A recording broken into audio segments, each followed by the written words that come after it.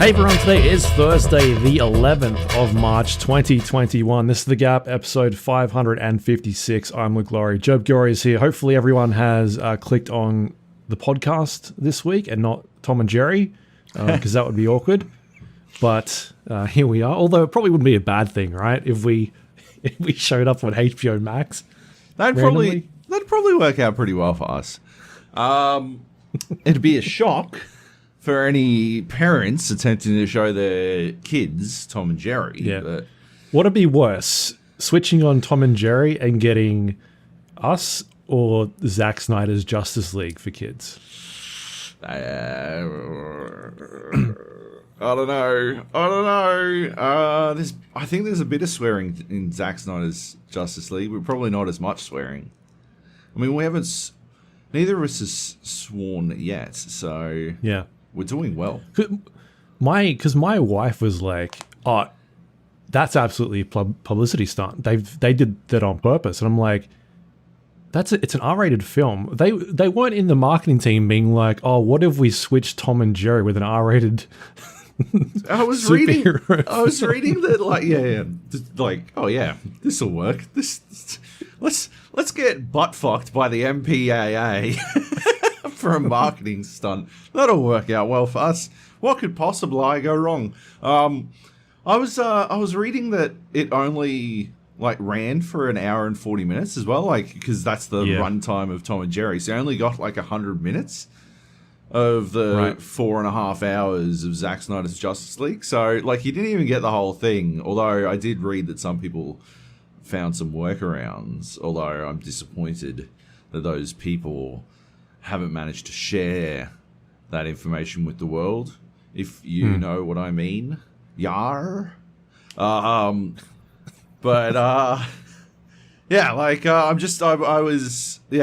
no way this was intentional, because it's so fucking sloppy.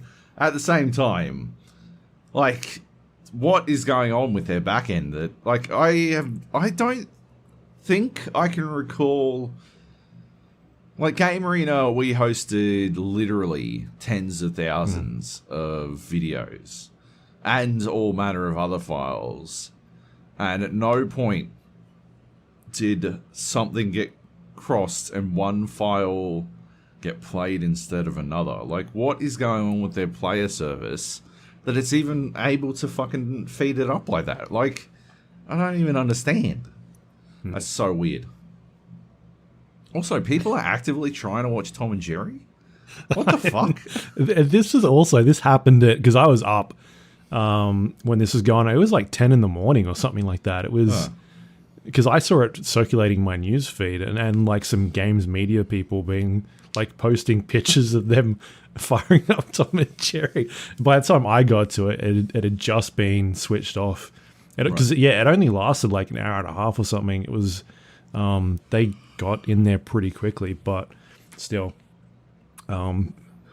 it was a bunch of dudes watching Tom and Jerry really early in the morning, probably from California, getting super baked, of course. Yeah, that makes sense. Yeah.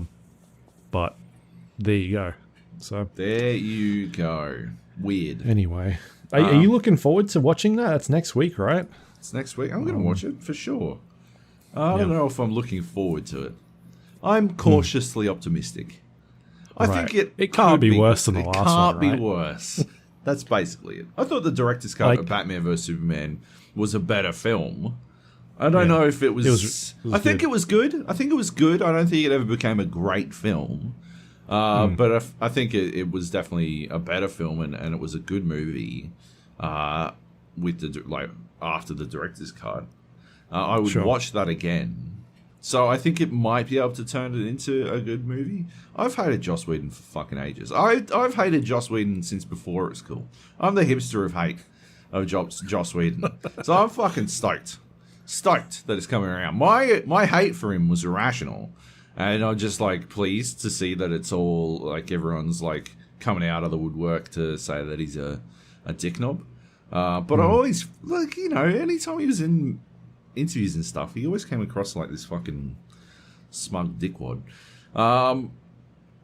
So yeah, I never really liked him. Let's not say I haven't enjoyed his films, but yeah, some of his work. But yeah, I'm glad the world has decided they've had enough of Joss. I feel like I've seen a lot of hate recently for this Justice League film. Like, people are very up in arms about it coming out. I think it's one of those things where like the lines have been drawn in the sand, right? And people are like, oh yeah, I'm DC, I'm Marvel. This has all kicked it up again, right? We went through it for a while, for a long while, because Batman was like slapping the fucking pants off everything that Marvel put out, with the exception of Spider-Man 2.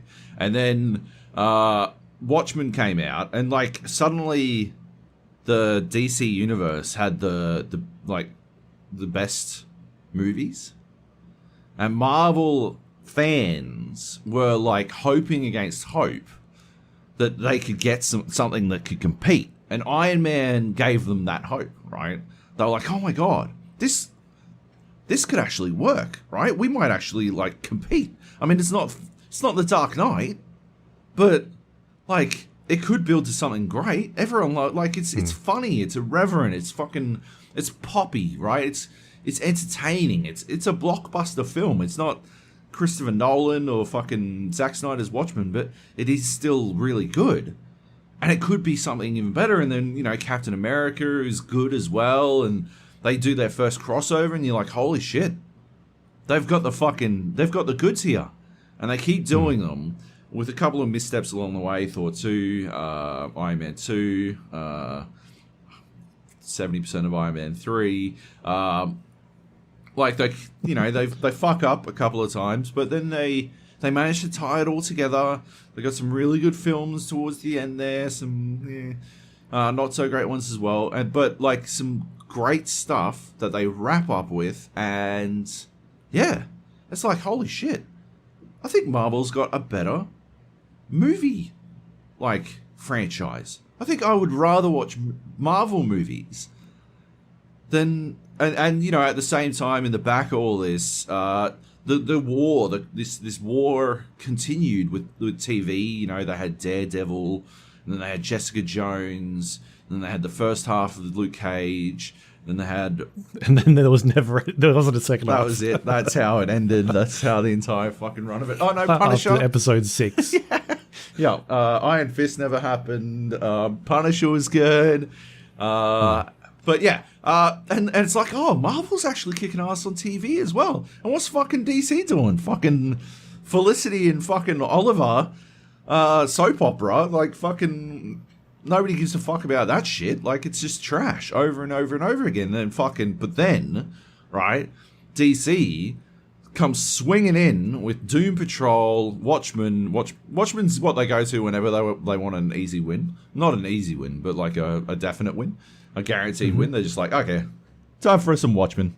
And then they come swinging in with some Watchmen, and like they belt it out of the park.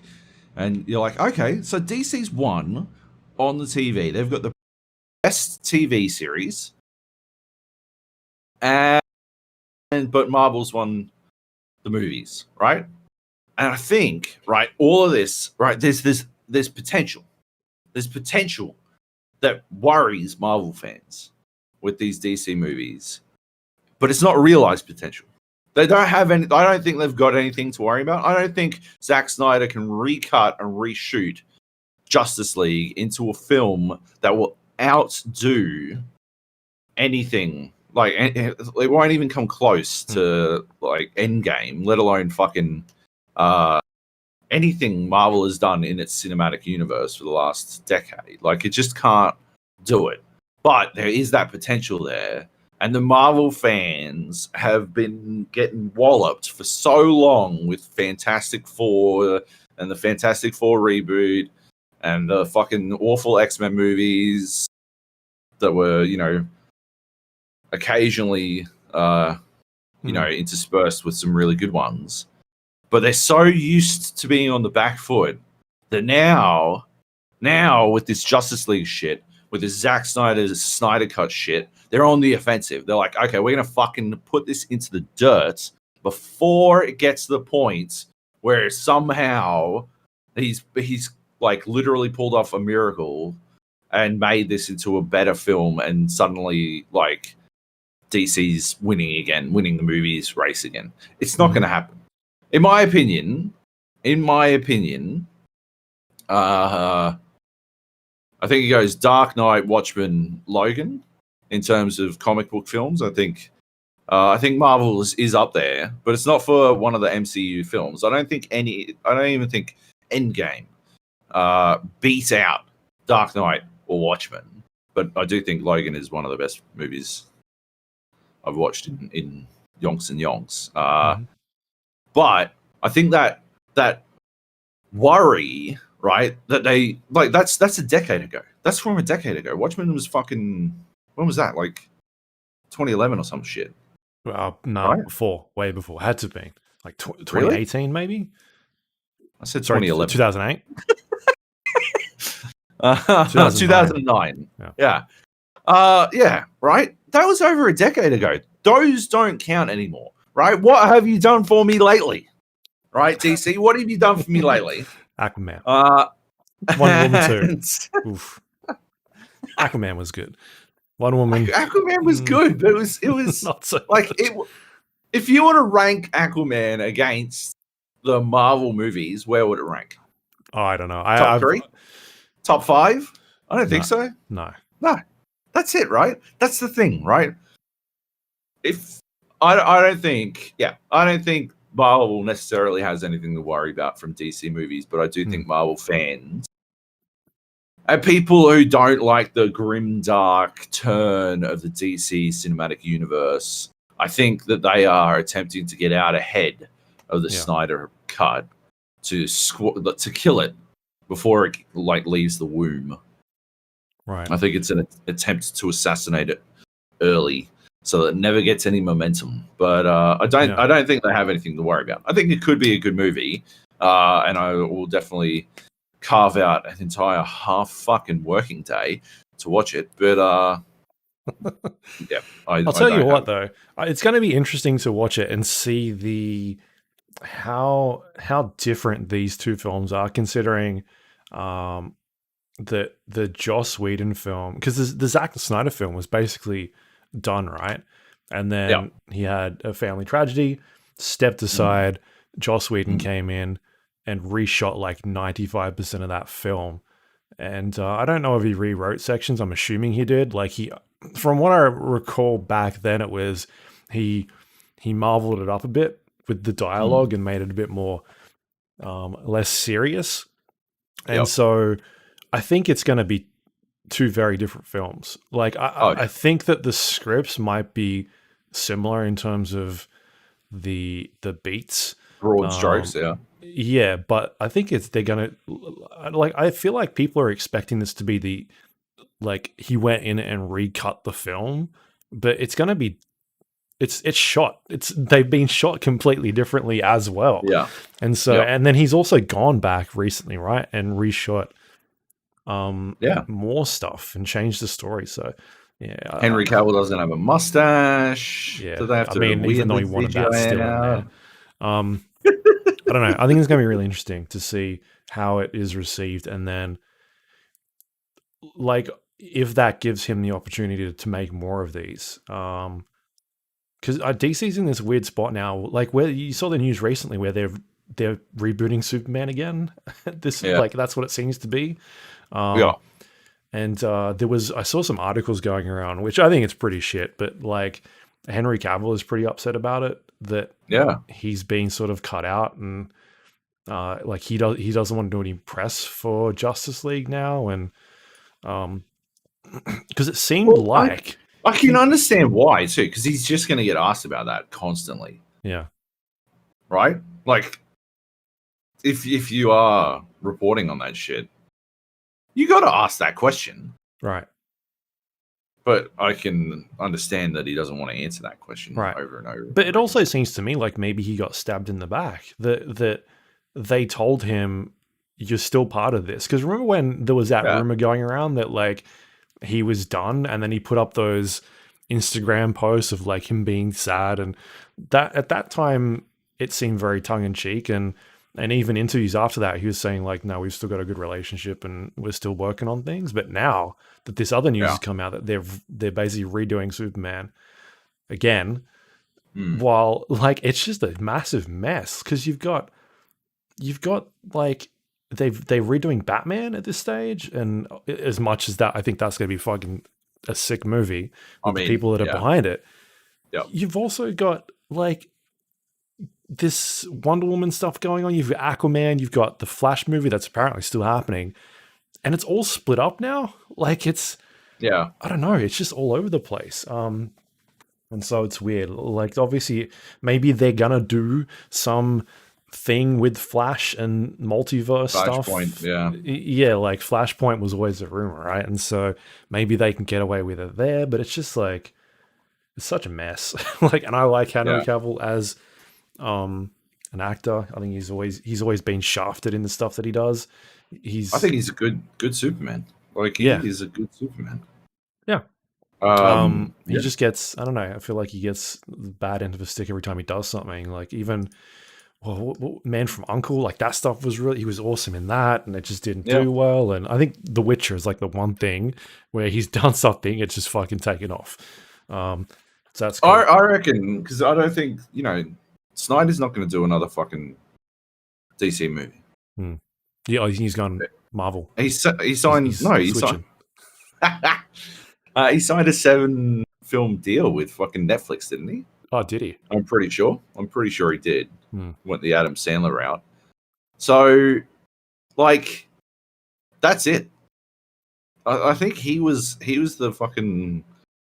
He was driving the vision behind all of those movies coming together. So I think it might be done. I think the DC cinematic universe might be over, and they'll just switch to one-shots or some shit. Or possibly your Flashpoint idea, but I don't think they should. I don't think it's a good idea. Because it just doesn't track enough, in my opinion. But I'd love to see, like, it's not like they couldn't work together again. Imagine fucking Zack Snyder's Irredeemable with Henry Cavill as the Plutonian. That'd be fucking out of this world. I would love that. That'd be fucking amazing. Like, could you imagine? I think you just do. I'd like to see him have another crack at Superman again. Like, because he only made. Did he make one Superman film? Man of Steel. Yeah, he didn't do any after that, did he? No.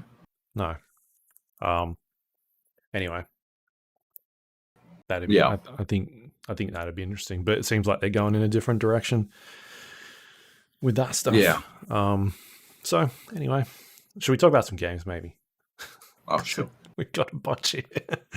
Spend 20 minutes talking about comic books. Hey, before we kick off, I put Outriders on here. I just want to talk about a correction from last week, because when I was discussing the like genre or the style of game that Outriders was, I think I said, I'm pretty sure I did say it was a games as a service game. A live service game. Compared it to Destiny, Marvel's Avengers, like those sort of games that we've seen pop up recently. It's not that. Like, I was wrong about that. It's a single player game. They're not like a single player. There's a beginning, there's an end, and that's it. Because I read a bunch of articles about it, and they were talking about like how no, it's not. It's getting confused as games as a service game, but it's not. It's a single player game, or like it's not going to be this ongoing live service game, which is anyway my mistake, because I just assumed that it was that, which I don't changes my opinion on that game. I played a little bit more again. If anything, it makes it worse. Yeah, because it's not going to be getting constant updates. They rolled out a NVIDIA patch for drivers didn't really do a huge difference on my part. Still ran pretty poorly in certain areas. And there just wasn't a lot for me to do in that game. I hit the level cap, and yeah, like it was basically you can go in and replay missions and all that sort of thing. I guess I just wanted to talk about that, and because I've been playing a bunch of Destiny 2 Beyond Light, I think it's called, the latest expansion. It's just such a huge contrast, even though they are not comparable as live service games. When I was talking about Outriders and saying that, like, the aspects of that game that I really like, which are the like the loot system is pretty interesting, like the weapons that you get and the abilities as different classes, I thought were awesome. Like the way that they interact, all these spells with each other. Like you're playing the dude who's able to slow down time in this like Dr. Manhattan-esque bubble, and do this like melee attack that would like slash everybody. And I was playing the pyromancer that would do this flame wall out in front of them and set people ablaze. And then you could do like this fire grenade that would explode people. It just looks cool. Like all that stuff looks cool. And then playing Destiny 2 Beyond Light last week, just going to those abilities and using that stuff, I'm just like, this is just so boring. These abilities are just so bland and uninteresting. And so that's why I think that there are aspects of Outriders that are pretty cool. But it's just like Destiny is so good in terms of its shooting. Like the shooting in that game is phenomenal. It feels so good. All the weapons that you can get, and how they all uniquely feel very different.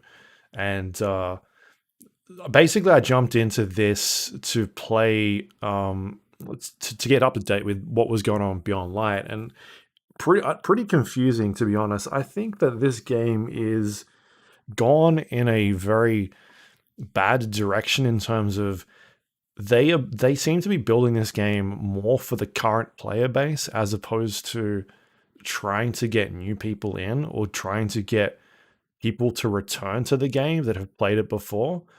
Sure. Because I jumped in and I played this game recently, like within the last year or so. I think we talked about it last, and it's changed a lot since then. They've basically sidelined or decommissioned. Or, what's the word? Vaulted. Sure, you can call it that. Well, no, that's what they've called it. But I'm like saying, like trying to think of a word that would make a bit more, I don't know, like put it in different words. But basically, yeah, they've gotten rid of that older original content, including some of the earlier expansions, and shut, like, it's not part of the main quest path anymore. They've removed it entirely and put it. I don't know. I can't even fucking find it anymore.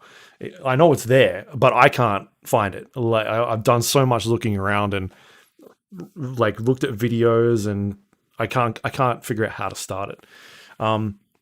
Anyway, so I did the main. Don't think you can. The main area of the game, like the tutorial part, still works. It's still the same part of that game, and then you jump into each location has a campaign to like introduce you and start you off.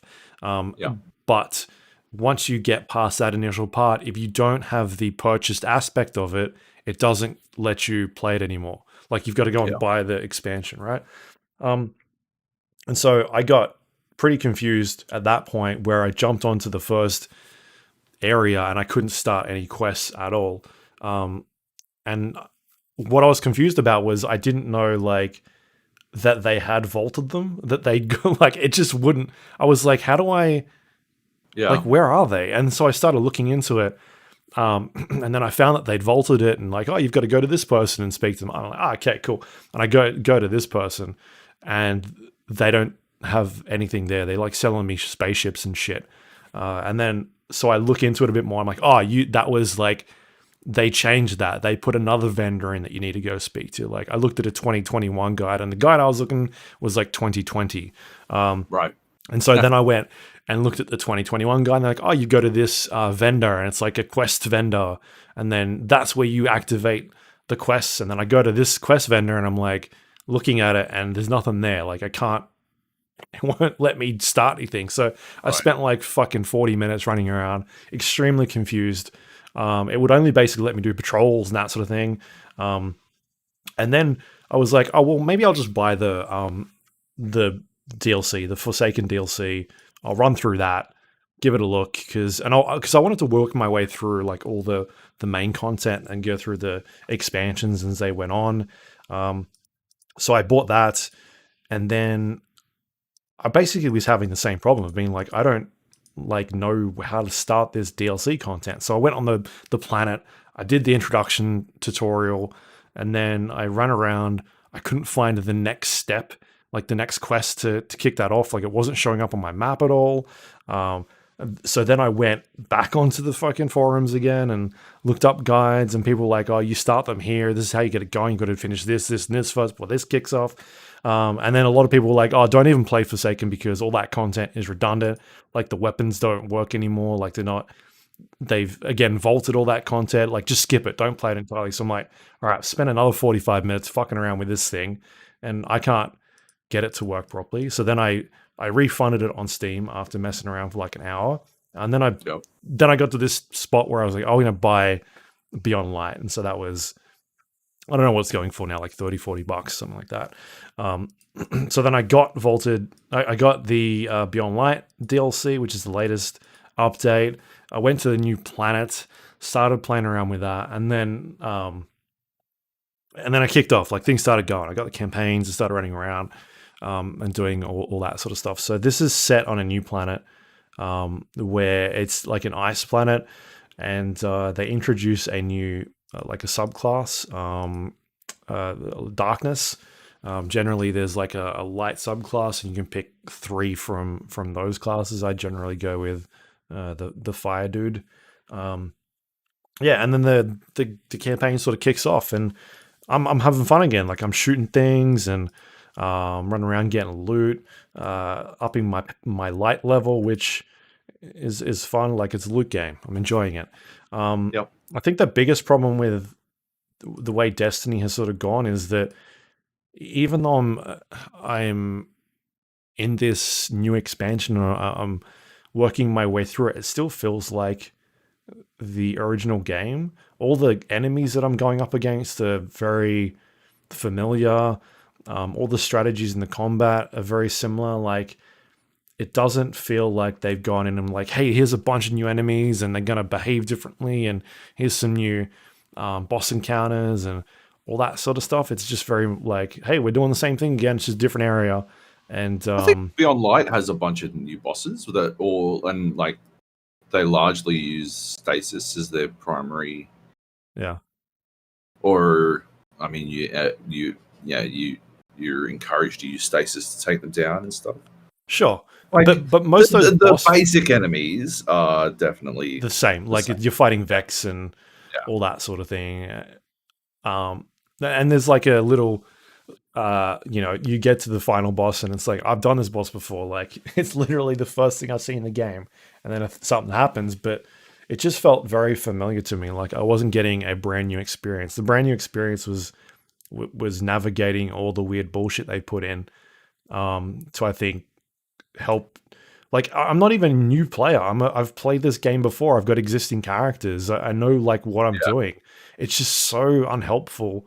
Like if I was to give this to somebody who hasn't played this game before and be like, go, good luck, I think they would be super confused about how to even get anywhere, because it doesn't tell you once you get to like that first mission or that first campaign on the I think it's Cosmodrome, that like, hey, this is all this stuff has been vaulted and you can't play it anymore. You got to go to this other person to kick it off. Even though I couldn't figure out how to do it, it just wouldn't show up for me. To me, it just seems like a game where they really just don't care about bringing new players in. They're more interested in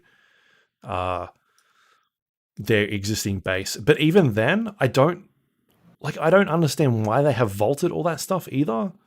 Even if they are older mission designs, just let people experience that stuff if they want to. Like you look at the way that World of Warcraft has handled their old content, it's fantastic. Like it works. If you want to go to Burning Crusade or Wrath of the Lich King or Mists of Pandaria and do that content, you can do it out of any order, which is what they're doing in Destiny 2 now. Everything scales depending on what area you go to and what levels you are, which is fantastic. But there's no like letting the player be like, oh, where do I want to go and what I want to go do.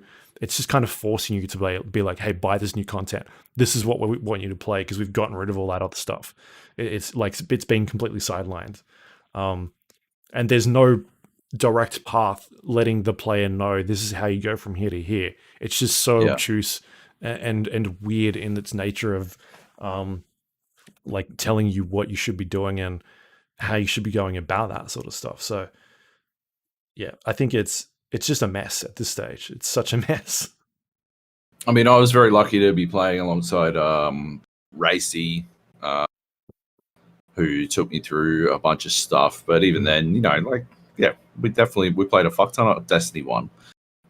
We played a lot of Destiny 2. And yeah, even then I was having a lot of trouble. This was prior to the vaulting. So this was the game as it had existed the whole time. But I struggled to get my head around that kind of shit. And then like I guess it's one of those things where you're like, once you're in it, once you know it, it seems quite obvious. I think they're in a tricky like position where I don't think they've got anyone who's coming to it the way you have necessarily. I don't think they have that person on their roster who is divorced from the game and able to just come at it blind to tell them that they've got that it's impossible to fucking decipher what the fuck you're supposed to do with any of this shit. Yeah. And I think they're more interested in retaining the players they've got as opposed to like building a base, or at least making it easier for those people to get into the game. I don't think it's like an interest. I think it's just a hole in their game. It's a piece of the puzzle that's missing that they're not aware that they're missing, right? They think they're doing stuff in a way that everyone can fucking understand, but it turns out it's indecipherable. And they can't tell that because people who like go through the fucking, the hoops that you jump through, right? Most people get to the first hoop and they're like, the fuck? I don't give a fuck about this. Get the fuck out of here. They're like, oh yeah, right. I remember why I hated fucking Destiny now. And that's not why they hated Destiny originally. Right. But they are reminded of the bad feelings that they had previously, and so that's enough. And they just call it. They're just like, well, fuck it. I don't give a fuck anymore. I'm just gonna bail again. And they never talk. Like they don't get. Like Bungie doesn't get the feedback that they've made this entire process nigh on indecipherable. It was difficult to fucking get in, and I had Racy walking me through stuff a lot of the time, which was very helpful. I can't even imagine I also Bungie hooked me up with all of the fucking packs, so I never even had to work out which one, like what quests I could do. I still struggle to work out how to start a fuck ton of quests because it is confusing even when you own the expansion packs. Yeah. But I never ran into the problem of not having the expansion pack and it just not appearing, which is just ridiculous to me. Yeah. Well, this is the thing. I bought them, and then after jumping in and being like, where is all this stuff? And then looking into it and be like, oh no, they vaulted all that stuff.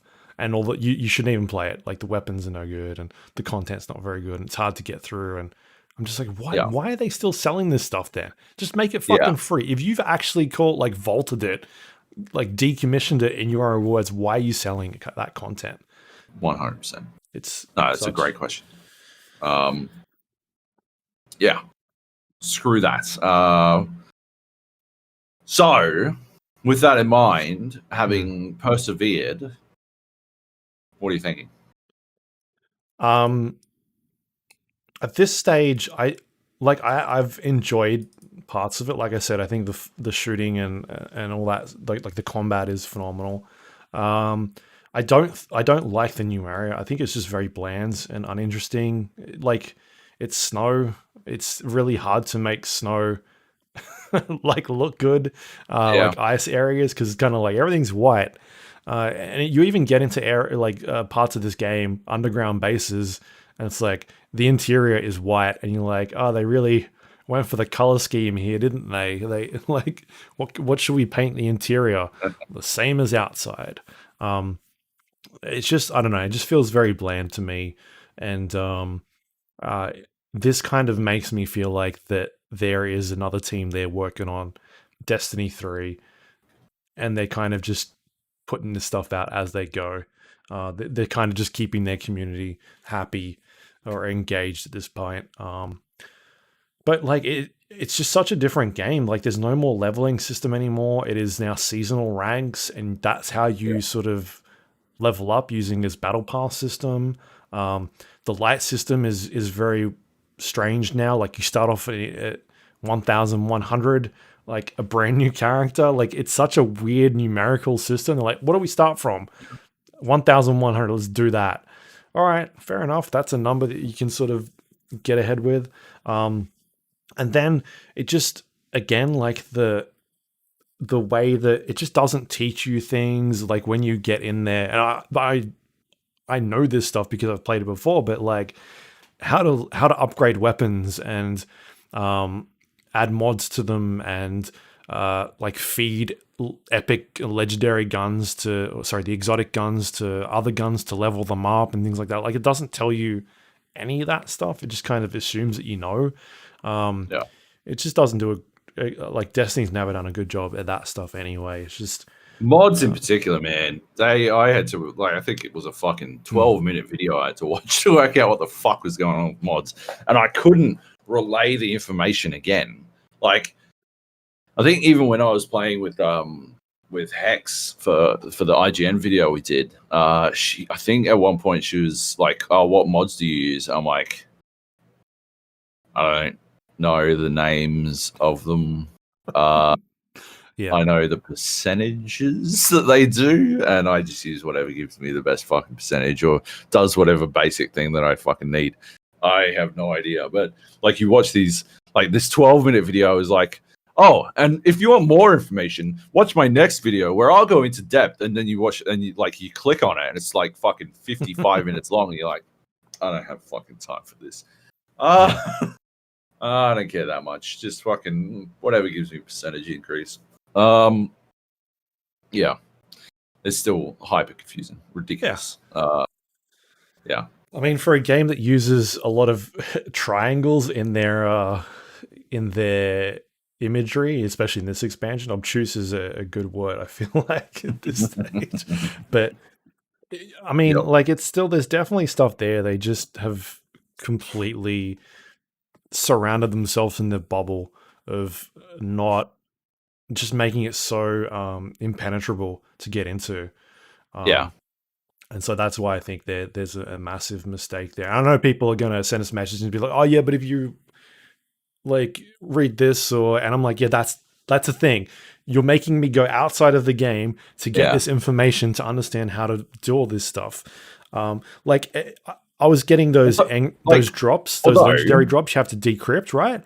And in order to decrypt them, you've got to go find this vendor, but that vendor's not unlocked now. You've got to go do this other quest, but I can't do that quest because the quest has been vaulted or some shit. And I don't know, like, I've got to go and look at guides and all this other crap. It's just like, it's just such that's always a mess. Sort of been Destiny's problem. Like, in an almost perverse way, they almost set you up for that style by, like, you know how all the lore was in that fucking was like on the app.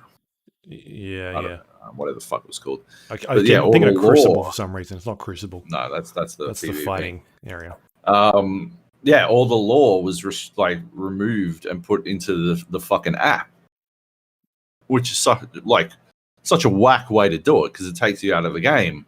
And yet at the same time, Destiny is a game built. Destiny 2 is built around you leaving the game to go find shit out. Like, it's not a good solution, and it's never been good, but it is sort of Destiny's thing, you know? Like, it is sort of the way they do shit. Like, I don't know.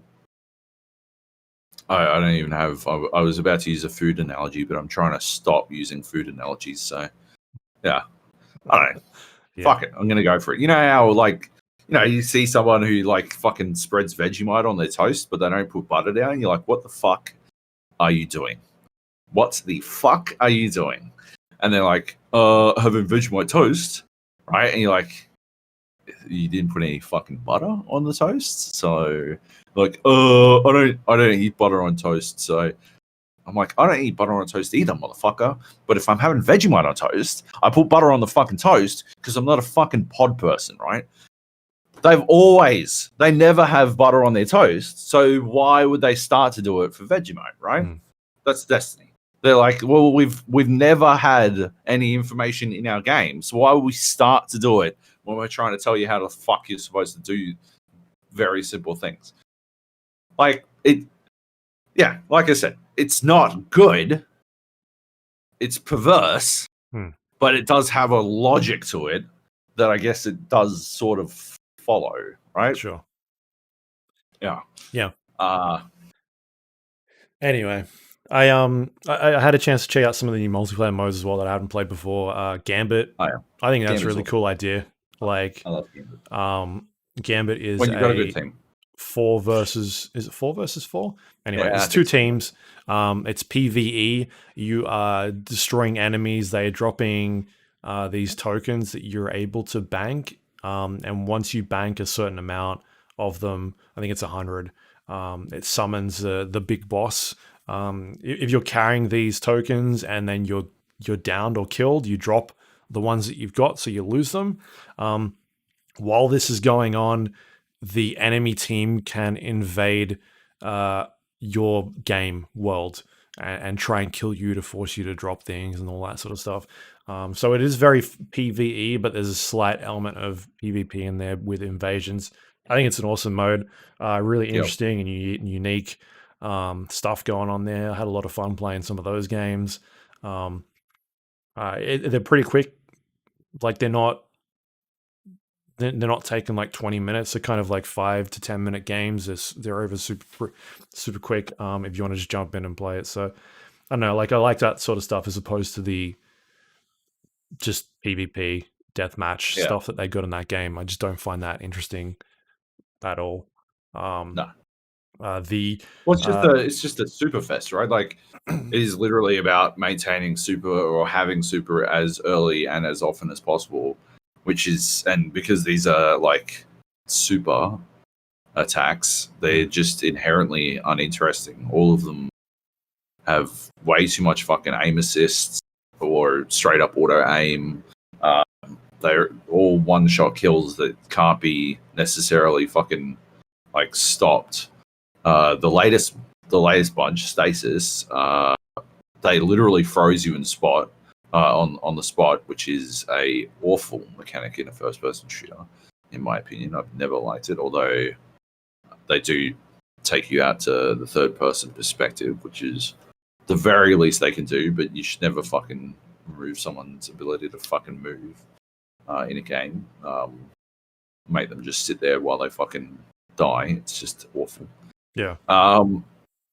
Yeah, the basic PvP's never been very good, but at least, with the Gambit mode, there's like that, that PvE elements, and the way that PvP works is quite entertaining. Mm-hmm. I reckon Gambit's easily the best thing Destiny's done. I'd love to see it in other games.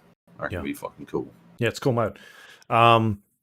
That stasis thing where you get frozen or like in place during the campaign. The first time that happened to me, there wasn't a button bound to escape, and so it was just like press question mark to get out of this thing, and I was like, oh, okay, I need to bind a button for that. Like, anyway, it's so weird. Yeah, man, like I want to like Destiny a lot, but there's just so many things about it that I just feel like needs work, and I'm like, maybe they'll get it the third time around. Maybe they'll get there eventually, because like there's so many things about it that I like. It's just part of the gameplay loop is just so hard to get into. Like, I played a strike as well. I got paired up with I don't know, the season rank I guess was 180 something. Like two guys at like 180 and 150, and I'm like, all right, cool. And they were just fucking running, right? They were just they don't stop. I'm like trying to learn like what we should be doing. No shits, just fucking go. I got more kills than both these guys, but like I didn't know what I was doing. I didn't know I was just killing stuff. So matchmaking is very average as well. Anyway. That's Destiny 2 Beyond Light. It's out now if you want to check it out. It's got crossplay and all this sort of fancy stuff in there. All right, let's move on to Geoguessr. You still playing this? Yeah, I have canned my subscription. Canned my subscription. You get a 10-day trial. Can the subscription because I don't think I'm going to play it actively. But I am still playing the daily challenges, and I do still find that quite entertaining. We're on our Discord channel. We got a text channel where we talk in spoilers about what challenged us from each daily challenge. And I think like after the initial hype wave, where we were playing, a bunch of games all together all at once, I think this is a good use of it. Just have a punt. It rocks around, like it actually ticks over. The daily challenge ticks over at midday for me. So I just do it over lunch. I'll like eat my lunch and fucking GeoGuess. And it's quite entertaining. It's not I think they've made quite a good game. There's like still loads of things that I think they could do to make it better. Like I can't fathom why it's so annoying to add a friend and why I can't see that. Like if you haven't added a friend before the daily challenge begins, then you won't see that friend's daily challenge attempts in your friends list, which is so fucking weird. What else? You like when you go to the daily challenge, it always shows you the top ranked people, and it's like, I don't know, a list of 20 people who have very clearly cheated. Like they've obviously cheated. They've got a total time of like fucking 45 seconds for all 5 fucking things, and they've all got it exactly where it is, which means they've got it up on one screen telling them where it is, and then they're like, the 9 seconds they take each turn is them zooming in on the fucking map to work out, to zoom in exactly where they're supposed to guess to get 5,000 points. Like, I don't give a fuck about that. Just show me the fucking friends list. But you can't change anything like that. And there's a lot that makes me go, what the fuck is the money for? I think Kleb was saying that his theory is that they had to pay to use the Google API. But there's no way that costs $3 a month per person or whatever the fuck. Like, for the amount of people that are using it, that are playing, that are pros in this shit, including the losers who are cheating. There's absolutely no way that they need that much money. It doesn't cost that much money. It can't possibly. So the rest of that money, it must be like fractions of $1. The rest of that money, the $3 a month, has to go somewhere, and I have no idea where the fuck it goes because it's not a particularly well-made experience. It's sort of just good enough. And at the same time, I guess, if you got people pay for it, I guess you just fucking go with it. But if it was a better experience, I probably actually would have given them. Well, actually, I said this last week. If it was better experience though, and it wasn't a subscription, if it was a one-time purchase, then I probably would have fucking bought it. But I refused to pay for a subscription in this manner. So yeah. Anyway, still enjoying it. Still playing the daily challenge. Add me on Geoguessr if you want to see, want to compete in the daily challenge. If I see you get fucking 5,000 points across the board in 45 seconds, I'm just gonna fucking delete you. I got no time for cheating shit. Yeah. Anyway, that's it. Geoguessr. Cool. All right. Yeah. It looks like I was just having a quick look.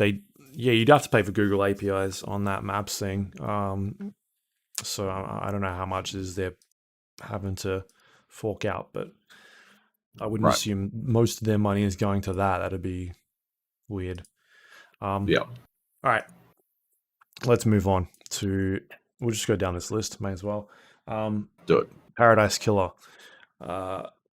Played a bunch of this over the last 2 weeks. Well, not a bunch, a little bit, a very tiny amount.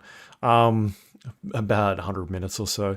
And it's a game that's been on my radar. I've heard a lot of good things about it.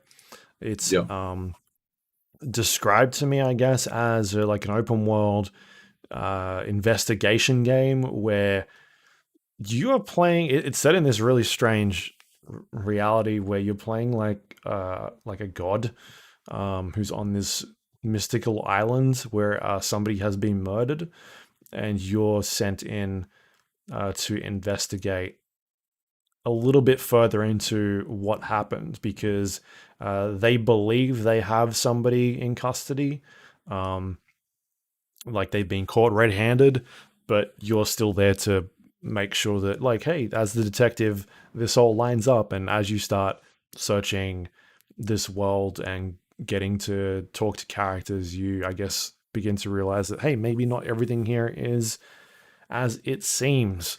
It's a first-person game.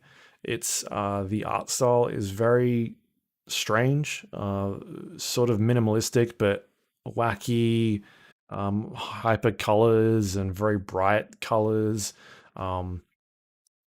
It's not really my type of game after playing it for a little bit. I was sort of under the impression, when I was pitched it as an investigation game, solving this murder, I sort of thought about some of the other types of games that I've played, like puzzle games, where I guess for me, the one that sort of stands out is the Sherlock Holmes games. This is not like that at all. It is, as far as I'm concerned, the stuff that I've played of this, it's a text adventure. You are talking to people, gathering intel, collecting items, and I am sure that at some stage, from what I understand, there are aspects where you are putting these clues together and assessing what you've got and joining this evidence together and making some sort of conviction and who did it type thing. I guess there's not an obvious choice as to what the solution is. You've kind of got to put all your clues together and figure out for yourself who did it. But the hour and a half that I've played of it so far has literally just been a text adventure where I'm clicking text bubbles and talking to people, and that's the entirety of the game. Occasionally you find stuff in the world that you're picking up, but it's just random text and that sort of stuff. And it's not like I am asking questions that will I don't know, if you play a Skyrim and you're given 4 choices of what you should say, and when you pick one, it sort of leads you down like a text tree. It's nothing like that. It seems to be like, hey, here's a bunch of things that you've found or people that you've talked to. You can talk to this person about that and just click through each one as you go through, and you're sort of just checking them off a list, being like, all right, let's talk to them about this thing that I found or this person that I spoke to. And to me, that is not, I just don't find that interesting. I don't feel like I'm investigating anything. I'm just clicking through things on a screen and working my way through everything, and they're giving me information and I'm moving on to the next thing. And so I did that for an hour and a half, and I was like, this is not the game I thought it was. Yeah. I felt like I would have been like a game like the Sherlock Holmes stuff where I feel like I'm a lot more engaged and I feel like I'm putting clues together and I'm doing all this stuff and I could still get it wrong. But also it's not like I'm spending, it seems like you're going to spend the whole fucking game doing this one murder mystery. Whereas a game like Sherlock Holmes is like a bunch of different little mysteries that sort of interconnect with each other. And you're always putting like clues together and it sort of starts off immediately and like you feel like you're doing things at the get-go, whereas this is like I've played an hour and a half and I don't feel like I've done anything. I'm just talking to people at this stage. So I think it's just not for me at all. So I refunded it because I was not enjoying it. Like I felt like maybe it just wasn't the right time for me to check it out, but I've tried for like 2 weeks now. I'll jump in and I'll play like 20 minutes. I'm like, man, this is just so. I don't find it interesting at all. Yeah, because it's just talking to people. I did one little puzzle element once, which was matching funny little icons on a screen, and that was it. Otherwise, I'm just talking to everyone I come across and running around and collecting little weird collectibles, and that's it. So I don't know. Maybe I'm missing something, but I just can't. I couldn't get into it, so I've sort of given up on that one. Not for me. So that's Paradise Killer. Maybe other people have enjoyed it. Maybe I'm wrong, but did you have a chance? Like others have enjoyed it. No, it looks like a fucking point and click adventure game. So why would I subject myself to something I know I'm not going to enjoy? Do you know? Just not my sort of fucking game. No. But I've heard from people who have played it that, like, even people who enjoyed it, their criticism was that it felt like sort of railroaded. So, yeah. Yep. Fair enough. Yep. All right, let's move on. We got. I thought we'd talk about some Loop Hero now that this game is out. Yeah. It's out in the wilds. Everyone's playing it. I've played it a bit more this week. So have I went and hunted down the secret boss. There are multiple secret bosses. What? Yeah. What? Okay, so Loop Hero, if you're not aware, is a game where it is sort of a deck builder, sort of an idle game, sort of an RPG, sort of a town builder, sort of a et cetera, et cetera, et cetera. It's sort of a loot game. You know what it's not? An idle clicker. An idle game. We literally, on this podcast, had the developers on, and they said the initial inspiration for it was Progress Quest, which is the first ever idle game. So, ipso facto, you're fucking wrong. Anyway. It's a very compelling game, very unique art style, with a great sense of what it wants to be. Good music that I constantly turn off because it alt tabs well now. It doesn't alt tab like shit anymore. So I played can alt tab it. Small screen. I do other things while I'm playing. Right. That's what I'm doing, but I can alt tab it now. So, we played it for a while now. We talked to the developers, as I was saying. What episode was that? Like 550? January. We were on this first. We're definitely the first people on this train for sure. We were the fucking Loop Hero hipsters to the max, which is why he listened to us for the fucking straight dope on the cool shit that's coming. But yeah. Finlal and Blinch we had on 550. Yes. 550. It was 550. Wow, what a fucking guess from me. Definitely worth checking out. If you, I don't know, it's so hard to even pick what you would like. If you like this, then you might like Loop Hero. It's so hard to pick different. Because it's like even when we talked to them and I asked them about their last game. Like their last game was, is it Please Don't Touch Anything? I think was the name of it. Yeah. Such a wildly different game to that. Like you can't even say, oh, if you like their last game, you'll enjoy this. It's like, no, it's like, I don't know what it's like. No, I can't. Yeah. Put a finger on it. Yeah, it's good though, and I enjoy it. And I played it for another, I don't know, 4 hours this week. Now it's out. Initially, it started to see if like what they changed, and then I went down a rabbit hole of trying to do some other stuff. And there's at least one secret boss, or like one secret boss fight that I found. Is that what you're quibbling over? Is it semantics, or are there multiple secret boss fights? I think there are multiple secret boss fights. Have you done them? I haven't looked. Like I've not looked at anything in this game, because that was one of the interesting things to me about, like, they don't really explain a lot of the intricacies of how combinations work in the game. You kind of just discover them for yourselves. And and so when this game was going to hit the mainstream release, because we were playing it in a demo mode, we don't have those resources. It's like playing Dark Souls or a From Software game when we're reviewing it, and we don't have anything to go off.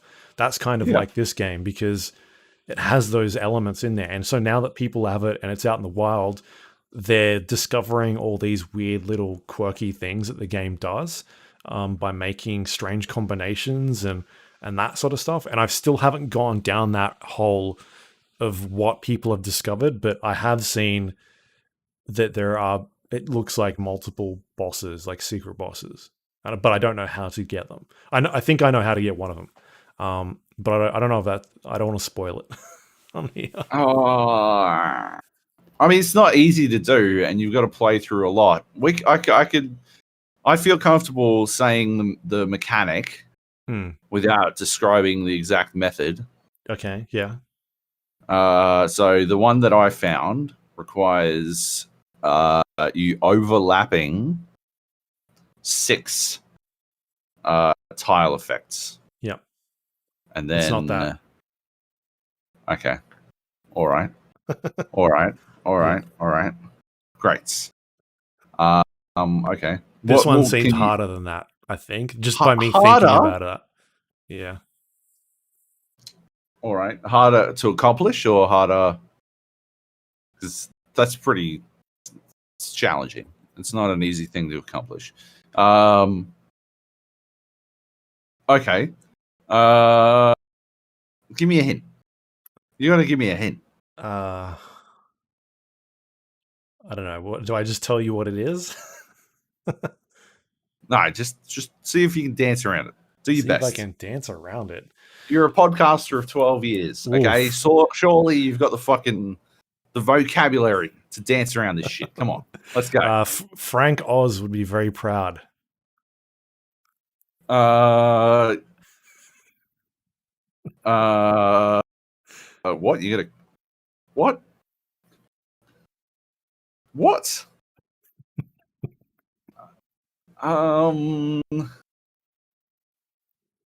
Yeah. Okay. So yeah. Okay. I think I know. So you've got these 4 special tiles, right? Okay. Like the arsenal one that gives you an extra item, and then does it involve any of those? No. Okay. Well, I got fucking no idea.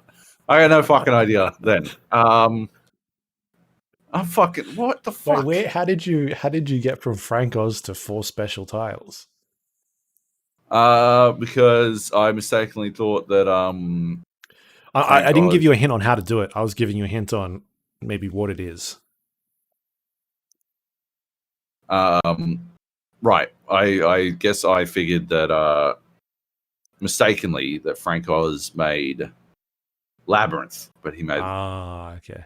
the other movie that's like Labyrinth. Although Though that Wasn't special Labyrinth tile, Jim I still Henson? haven't. Yeah. Yeah. Well, no, it doesn't. Like, didn't they work together all the time? Like, I wasn't that fucking far off. Holy shit! Frank Oz made Dirty Rotten Scoundrels. No wonder it's a fucking brilliant movie. If you haven't watched Dirty Rotten Scoundrels, fucking watch Dirty Rotten Scoundrels. What a fucking movie. Yeah. The original, not the remake. It was Jim Henson. One of them had David Bowie, and the other one had fucking, I don't know, some dumb bird creature that gave me nightmares. Big Bird. Big Bird. Fucking Big Bird.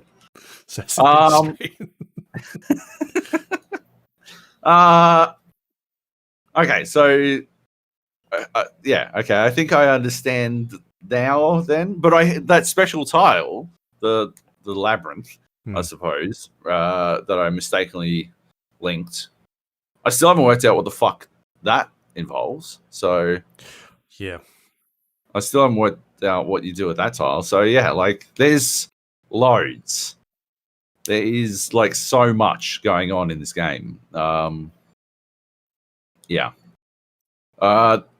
What's the secret boss I found was extremely meta and quite humorous as well. Like they've got a fantastic sense of humor about them, and yeah, it plays through the game quite often. But yeah, I was very pleased to find that secret boss, and I guess now I got to go back in and find some more. But it is a bit of a productivity killer because it's not an idle game, right? It's got idle game tendencies. Confirmed. They confirmed this to us. Not an idle game. Stop pulling on it. They literally said it was the original genesis for the idea was an idle game. Damn it. Anyway, so it's got those tendencies, but it's not an idle game. It is very active, and so it winds up being a mad productivity killer. Yeah, which is an issue. I'm fucking going crazy trying to think. Like, yeah, fuck. Now I'm fucking. You won't get it. It's so hard. I think it's even hard to do. How did you do it then, motherfucker? I didn't do it. I read about it. Oh. Right. Okay. I think it was on their support page or their discussion page on Steam that I came across it. Yeah. All right. Anyway. Well.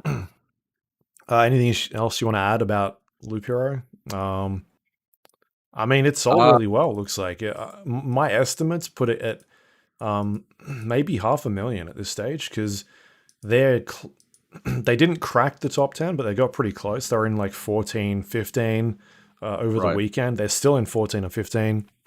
They peaked at 51,000 players. Over the last couple of days, they've been averaging about 45,000 players, which is awesome.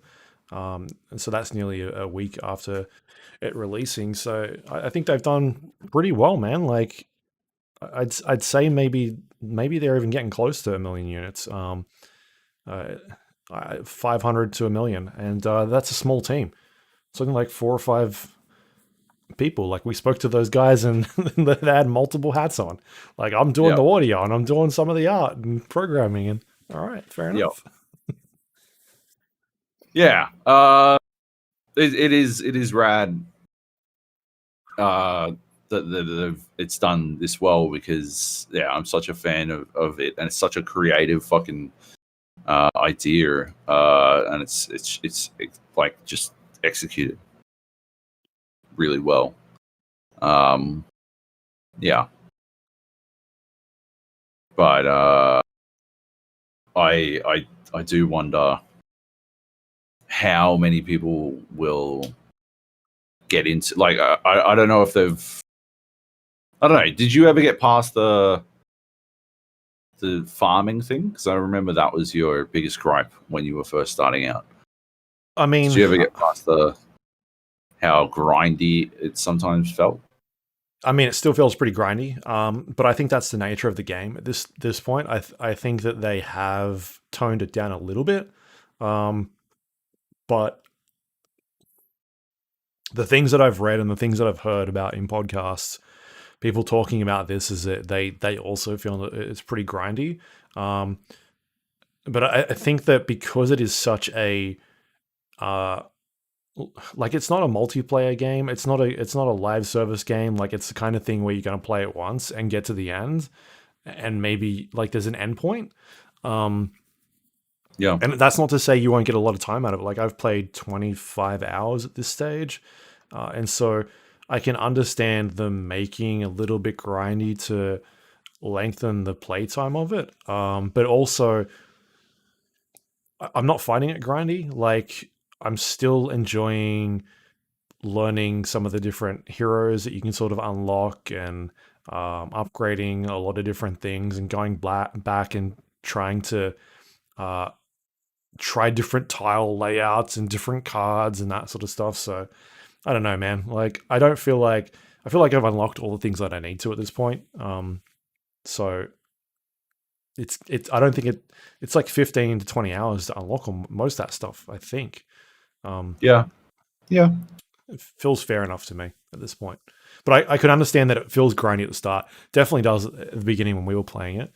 Like getting the first initial stuff, it just seems like you'd go in and then come out with nothing. And that's kind of the way that you have to learn this game, is that you got to understand when you need to leave and like don't just keep pushing it further and further, because it is a roguelike style game.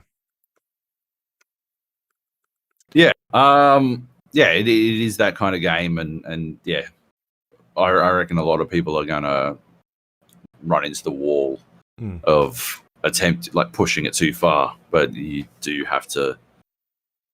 Like, I think I don't know. I wonder if they make it obvious enough that you can bail sometimes. You know what I saw that'll fix this? What's that? There was a hack somebody put out on the discussion forum about because I think I read this on the Reset Era thread saying, hey, I want a 4x button in the game to make it, because you can speed up the time. And somebody was like, hey, they figured out how to do that. You go into like the INI file and you can set the game speed. And so you can actually change the game speed to whatever you want, I guess. Right. I think there might be a couple of bugs in there in terms of how it's dishing out trophies and that sort of stuff. But yeah, I mean, that'll make it less grindy if you can speed up the game speed. Yeah. So maybe check that out. That'd be good. I do. Yeah. The 2x speed is definitely not fast enough for me. Yeah, no, not for me either. All right, that's Loop Hero. It's out now on Steam. It's available on sale at the moment during their launch week, 15% off. You can pick it up for about $13 US. Otherwise, it goes up to 15 in the next 24 hours. So you might not get there in time, but it's still definitely worth the money. You can support indie developers who have done some good stuff here. So there you go. Yeah. All right. What else do we have? Dead by Daylight. Did I leave this on here or was this you? This is you because you told me you were playing it the other day. I was playing it the other day. You talking about it last week got me thinking about it, playing it again, and wound up giving it another run. And yeah, just playing as you were talking about playing as Pyramid Head. Oh yeah. So it just reminded me of the good times I had playing as Pyramid Head. Yep. Jump back in, did some Pyramid Head work. I still really enjoy that game. The only reason I put it down here is because I had a game against a bunch of like a Survive with Friends team. Yeah. Who had they hadn't like run circles around me, but like they were I don't know, like I'd hooked them all twice, and like I think I've spoken at length about my way of playing the game, in that I want everyone to survive for as long as possible and then fucking kill them. I don't care about ranking up all that much. But yeah, like it's built that way. So I don't hook people 3 times right off the bat. I'll like hook them twice, and when I realize that I've already downed them, I will just fucking, I'll leave them slug and I'll go find someone else and I'll let them get back up the whole fucking bit. And these guys, they came in with fucking med kits, like all four of them had fucking med kits. They were fucking non-stop fucking healing each other back up to full, and I would fucking put them down again. I had them all hooked twice. This game went for fucking ever. And they finally got the last gen. They fucked up, right? Like they're fucking, yeah, they were being dickwads. Well, they weren't being dickwads eventually. They fucked up by leaving the 3 generators that are real close together. Yeah. As the last one, so I could just fucking bounce between them pretty quickly. The only reason they got the last one is because of my insistence on getting 2 hooks on everyone before I fucking finished anyone, because I could have fucking had them easy. Anyway, they finally get the last one up, and they get the door open, and they just sort of stood there and teabagged while they were going through. And I'm like, why? Didn't we have a good game? Like, we finished that game. I had like 40,000 fucking points. They all had fucking like 35,000 points. Okay. Like, no, like everyone made out like fucking gangsters on that. Like, it was a fucking good game where everyone came off looking fucking good. So like, it wasn't a negative teabag then. It was a thank you teabag. That's not a thing. That's not a thing. Anyway, so I, being vindictive, I wrote their names down. And I found one of them. I was playing longer, and I found one of them in a game. Like, I jumped on later after dinner, and one of them was in the game. And I ignored everyone else in the game, and I hunted him down, and I hooked him, and I fucking face camped him. And I still have the other fucking names written down too. And if I fucking see him again, I'm going to fucking do it. I'm going to fucking face camp all of them. Love it. Fuck those pricks. Absolute dickwads. That's what they get for teabagging, motherfuckers. We had a good game. I was so mad about it. But like, that was one game out of, I don't know, like, well, it was technically 2 games, I suppose. But like the other 3 people in that game with the one dude who made the mistake of playing outside his Survive with Friends group, they all seemed to have a good time as well. They didn't fucking teabag. I had to drop. Actually, after I face camped that dude, that was on the Saw map, which still gives me so much fucking trouble. But they goofed, and they also fucked up with the same mistake of leaving the 3 generators right next to one another, and they didn't split level. That Saw level, one of the generators was in the room with the body from the movie. Like, yeah. There's only one way in that room. Yeah. It was, every time they went for it, it was fucking over. I could see it from fucking ages away. Like, there's this giant line of sight on it. They fucked up on that one. So I literally had to fucking drop the last person at the fucking hatch so they could get out, because they had no fucking hope. They had absolutely no hope. And that was with me face camping the first person. They still got fucked. I don't think that map's very good. Honestly, I just don't think it's a good map. I don't like it, but I think it's too much of a nightmare to like navigate as a new player. Like, the first time you play it, and even the fucking 10th time you play it, you still got like very little idea of what the fuck you're supposed to do in it. Okay, I've got to find one of the 2 stairwells to get back upstairs. Cool. There's a pyramid head standing 3 feet behind me, so I don't really have time to whip the fucking map out to work out where the fucking stairs are. So I don't know what I'm going to do. And pyramid head especially is complicated because you get them through fucking walls all over the place. It's hairy. It's rough on that shit. They think they think they've turned the corner and gotten out of the clear, but surprise, motherfuckers.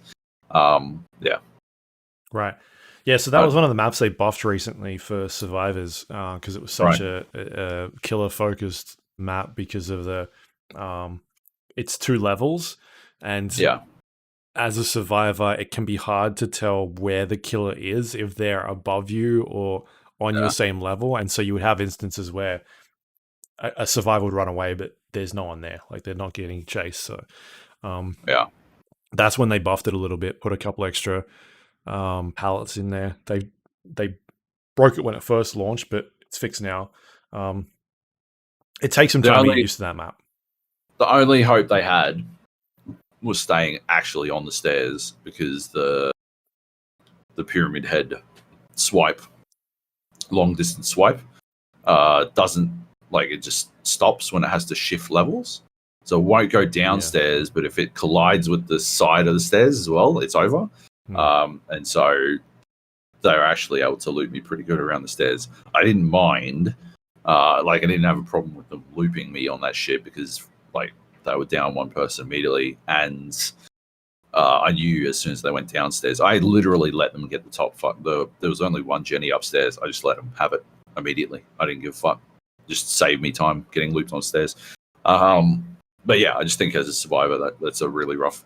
The other thing I noticed is lots of them were, I played like 7 games.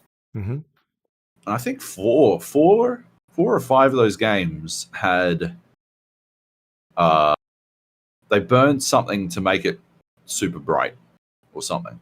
I don't know. There was fuck all fog, and it was bright as shit.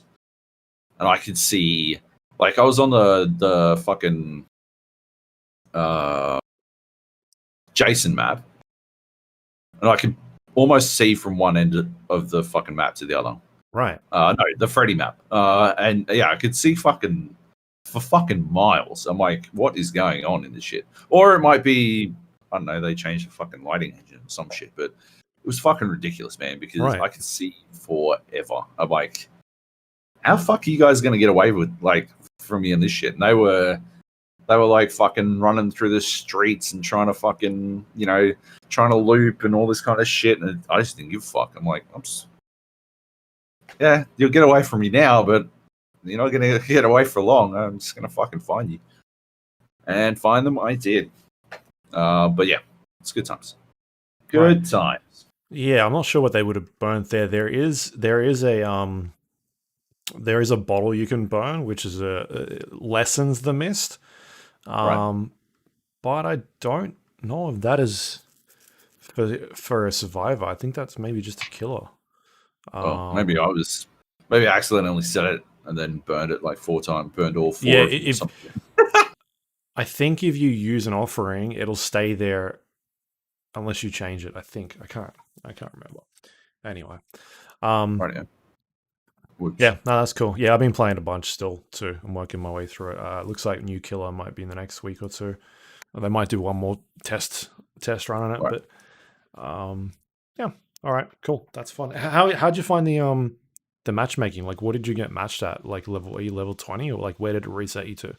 I was ranked 17, and I was getting a lot of sub 10s, but it didn't matter. Yeah. Maybe it was smart enough to know. Yeah. Maybe smart enough to know. I mean, no, actually, the Survival with Friend dickheads, they were all like rank 15. Yeah. The dudes who teabag, they were all rank 15. Wankers. There's been some theories going around that they've been testing the MMR every couple of days. Like, they'll switch it on for a day secretly, and you get you're like, why are these games so sweaty? Yeah. Like, and the next day you're just smashing people. So maybe that's what they're doing.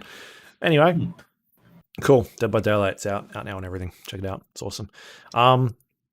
Next up, we got some new games. Maquette, which I played this last week. It is a game available on the PlayStation Plus for free.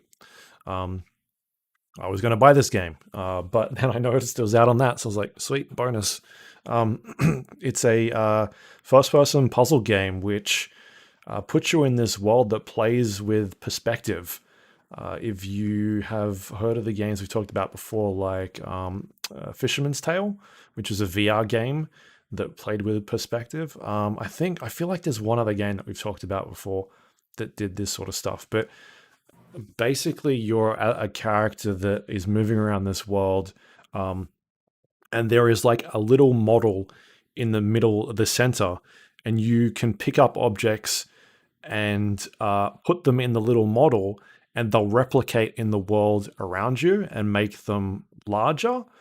For instance, like there'll be a block, a little square block that you can pick up in your world and move it physically in this little model, and then this giant block will pop around behind you. So it's replicating what you see in this little model in your world, and then even off in the distance behind that, you can like see in the outskirts like another one, and it just kind of goes and goes and goes off in the distance. And so Fisherman's Tale played with that a little bit, and I can't think of the other game, but I thought we've talked about a game like that before as well, where yeah, I'm not sure. It does ring a bell. It's not dawning on me. I definitely think there is another game. It plays with like perspective. Maybe we haven't played it, but there's a game like that. I think Superliminal was a game that I never got around to, which played with perspective a little bit, and maybe that does this sort of thing. But anyway, that's basically the premise of this game. Is you're interacting with these little models and trying to solve puzzles around you by making things larger or smaller, or finding objects in the world in order to get through a certain area. And so that's basically the puzzle mechanic of it. And then surrounding that is this story, which is focused on, it's basically like a love story, or a story focused on a relationship between two people in who meet in like a coffee shop in San Francisco. And it takes place over a number of years. And the things that you sort of see in this world are loosely tied to their lives and that sort of stuff. Like they'll talk about going to a fair, and at one stage you're in like you'll see a Ferris wheel and little stalls set up where like a circus type get up, and like I guess none of that stuff is interactable. It's just kind of set dressing that is there to look at and explore.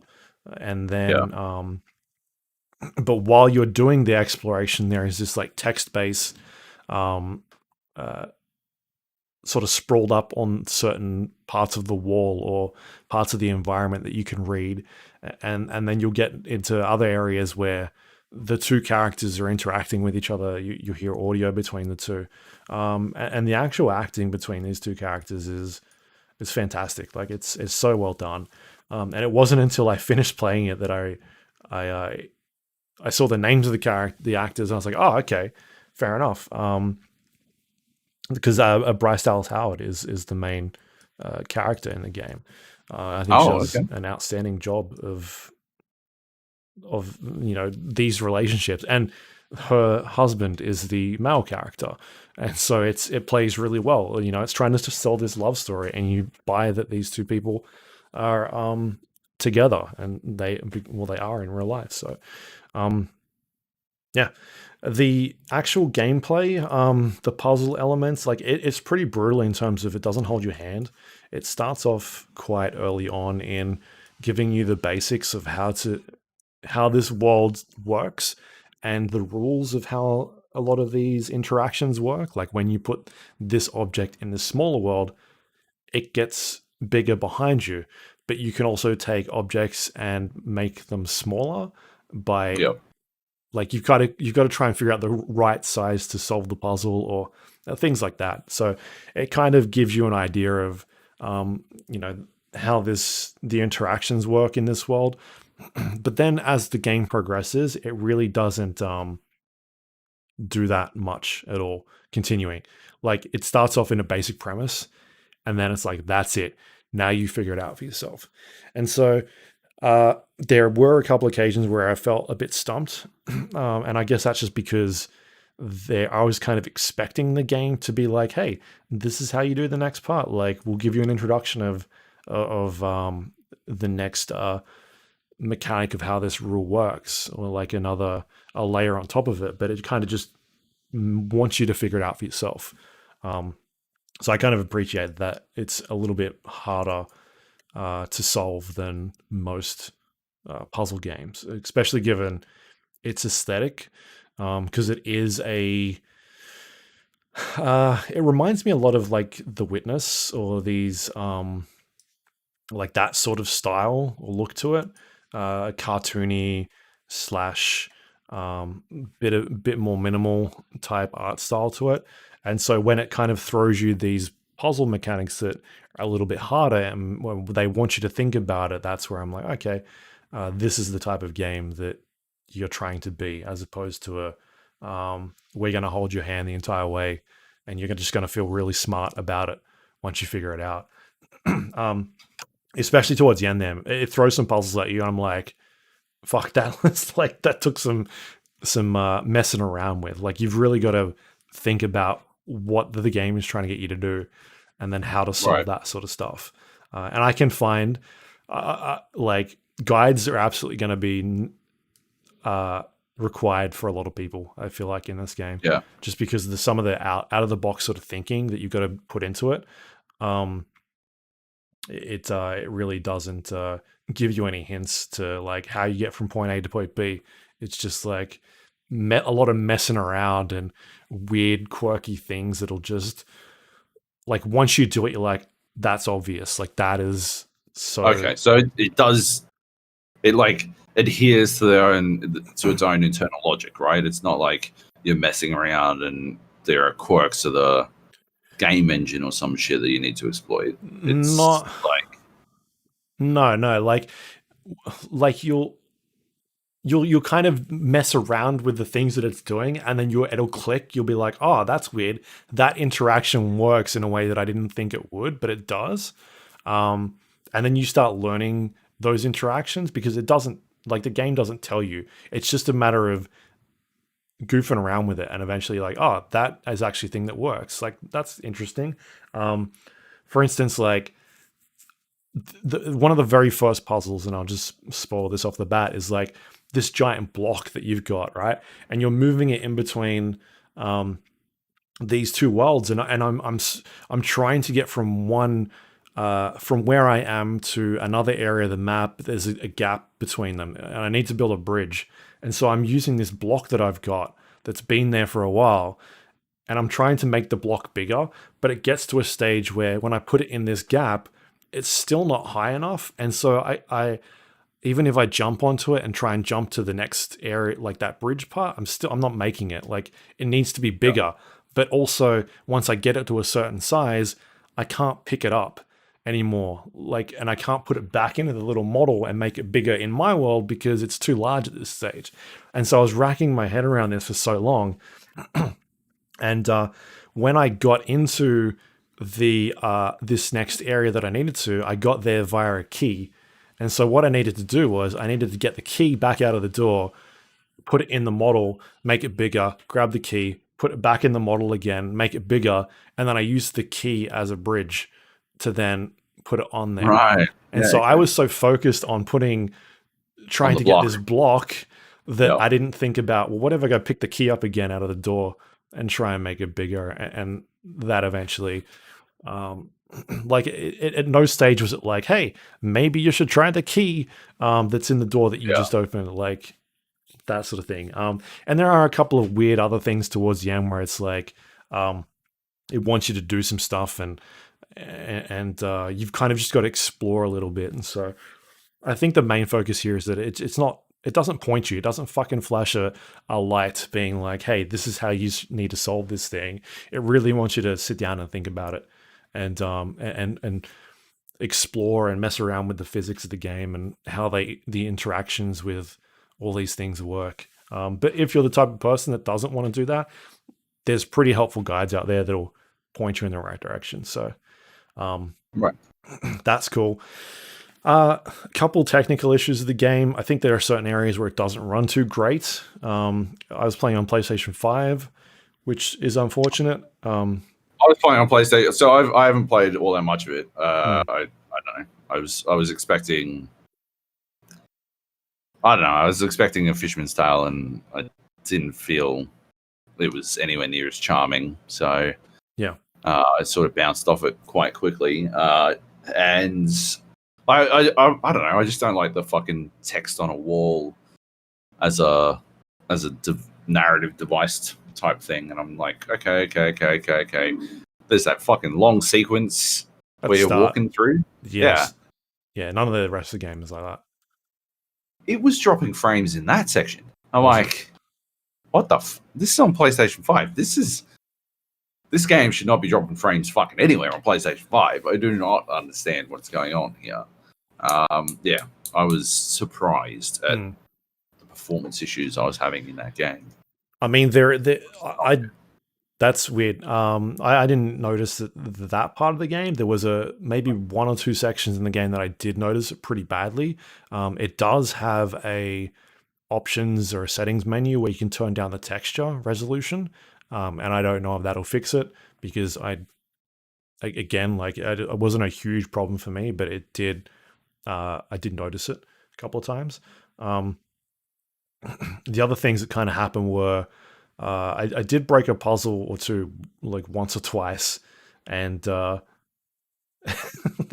just like putting objects where they shouldn't go because I'm like testing things, and I mean like, oh fuck, that's not what I was supposed to do, and now I'm stuck. And the first time I was like, all right, what do I do now? All right, there's a restart button, and it restarted me the entire the puzzle sections are broken up into little areas, and it restarted the entire section again. It wasn't like I knew what I needed to do, but I'd lost like 30 minutes of progress. But because I knew what to do, I got back to where I was in like 3 minutes. Like I knew the solution.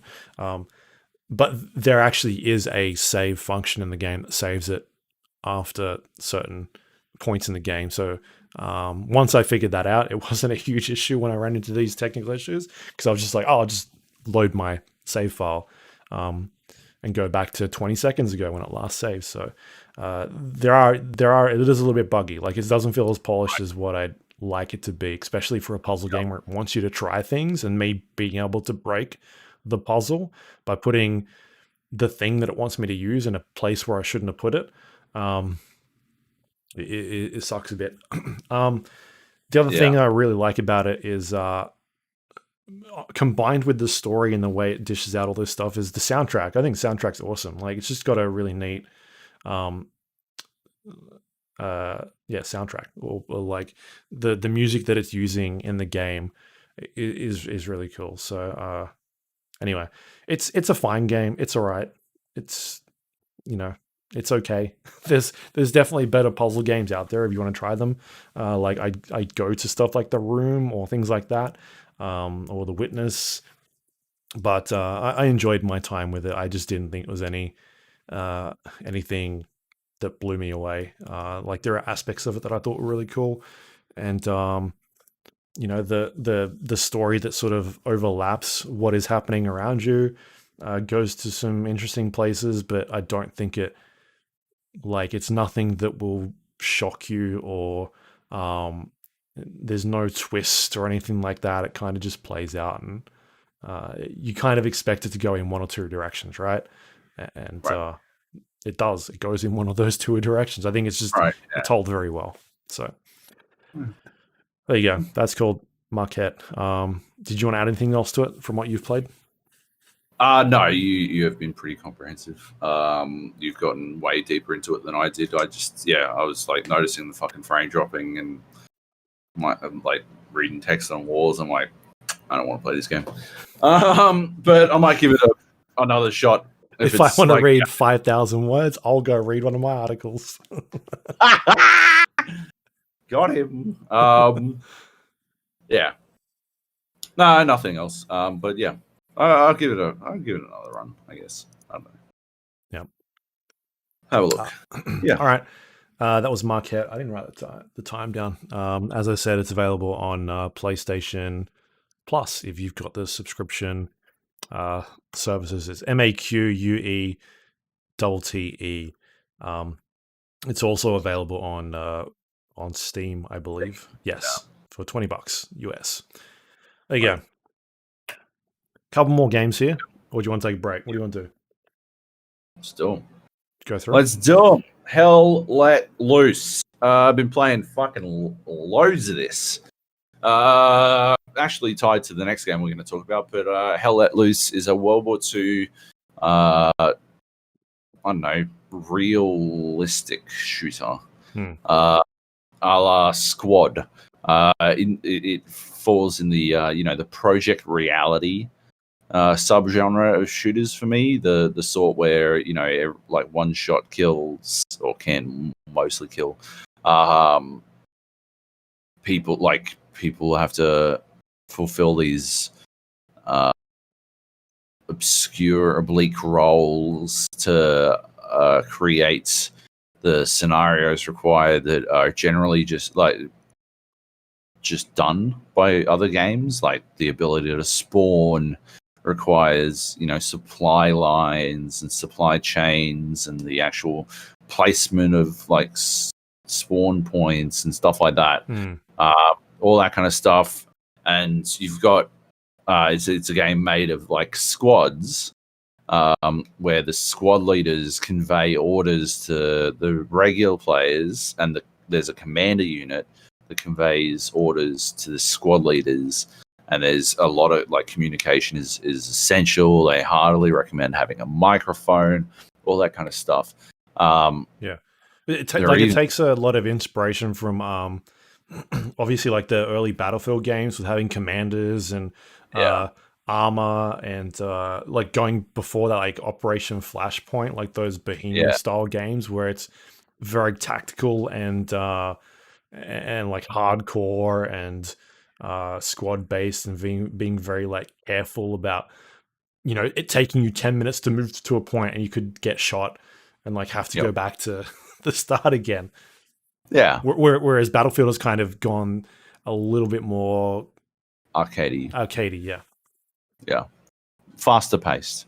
This is quite slow paced. Like I remember, like last night we were playing, and we were making this last ditch push into a cap point, because it is still sort of like it is still quite reminiscent. Project Reality, if you're not familiar, was a mod for Battlefield 2 that basically turned Battlefield 2 into basically the game I just described.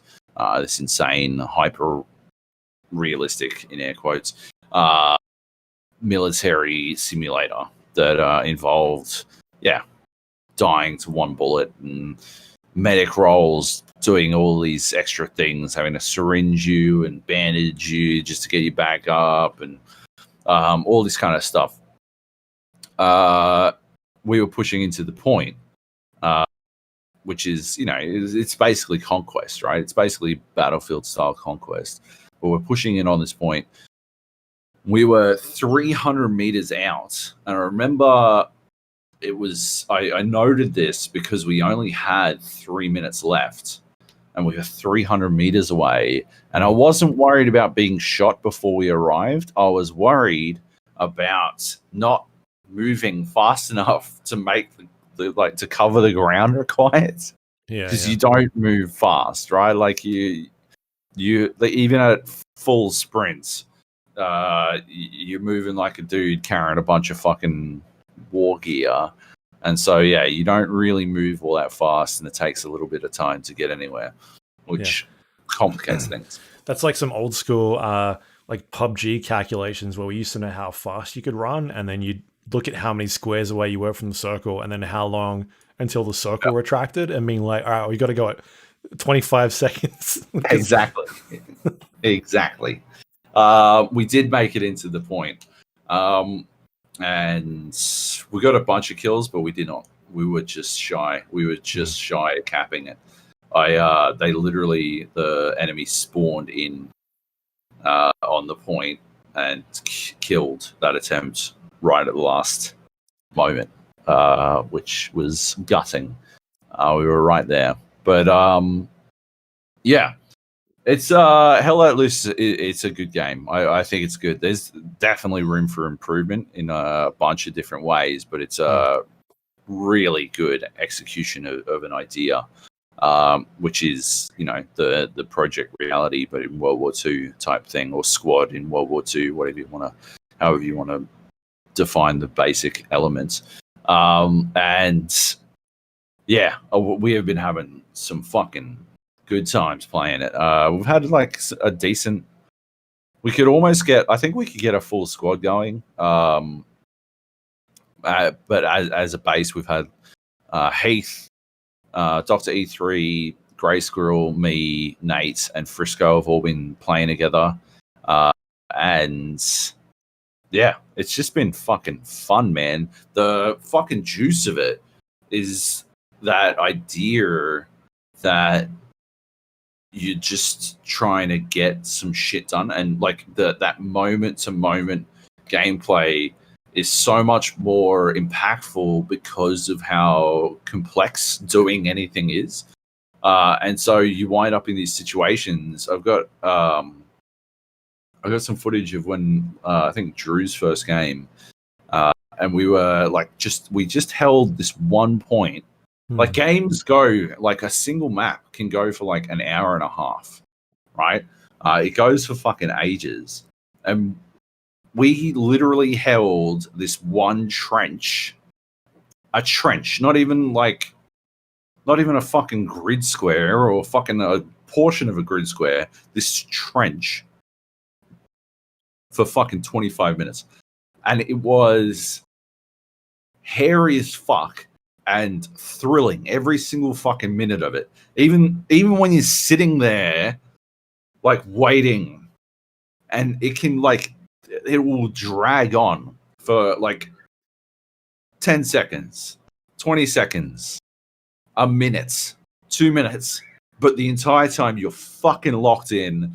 Everything around you is going on. It's like explosions, gunfire, machine gun fire. You hear the rumble of a tank, maybe, and you're just like waiting for whatever is about to happen.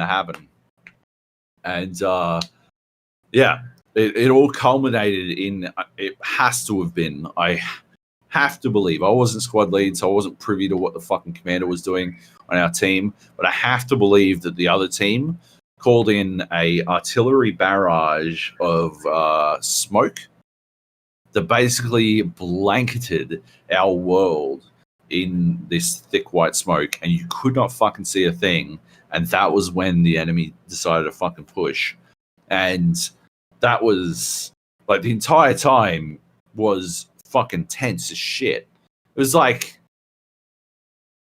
the entire time, it was like if you were in PUBG and you'd found the house in the center of the circle and you were just fighting off teams. And then this last push was the final circle had gone down on this house. Everyone wanted it in on this trench. And like the three of us were holding it against fucking everything that came at it. And yeah, it just went like I wound up fucking running. I was medic on the German side. And I wound up running out of fucking ammo for my Kar 98, which is a single, like in other games, the Kar 98 is a fucking sniper rifle. And in this game, the only fucking main weapon the medic can pick up is a fucking Kar 98. And I'm not sniping shit. I'm not fucking doing anything. I'm not trying to fight anyone beyond fucking 20 meters. I'm trying to get people fucking back up, like into the fucking game and stuff. I'm just trying to fucking revive people, but I ran out of fucking ammo on my Kar 98, and I was down to my fucking pistol, and I'm like fucking swapping between getting Nate and Drew back up, and the other teammates had squished into this fucking trench, like getting them back up under fucking fire, getting up and shooting my fucking pistol down the fucking trench, like non-stop fucking hairy shit. And then you take a step back and you're like, oh yeah, I spent 25 minutes lying in a fucking trench. And that was probably the most thrilling thing that has happened in a video game in a long time for me. It's fucking amazing. Yeah, just fucking phenomenal shit. That barely scratches the surface of the shit we got up to. Me and Nate fucking, when it was just the two of us, there's different squad types. There's 3 different squad types. You can be a regular rifleman squad. You can be an armor squad. They can drive tanks. or you can be a recon squad. Me and Nate went in a recon squad. I was the spotter, and he was the sniper.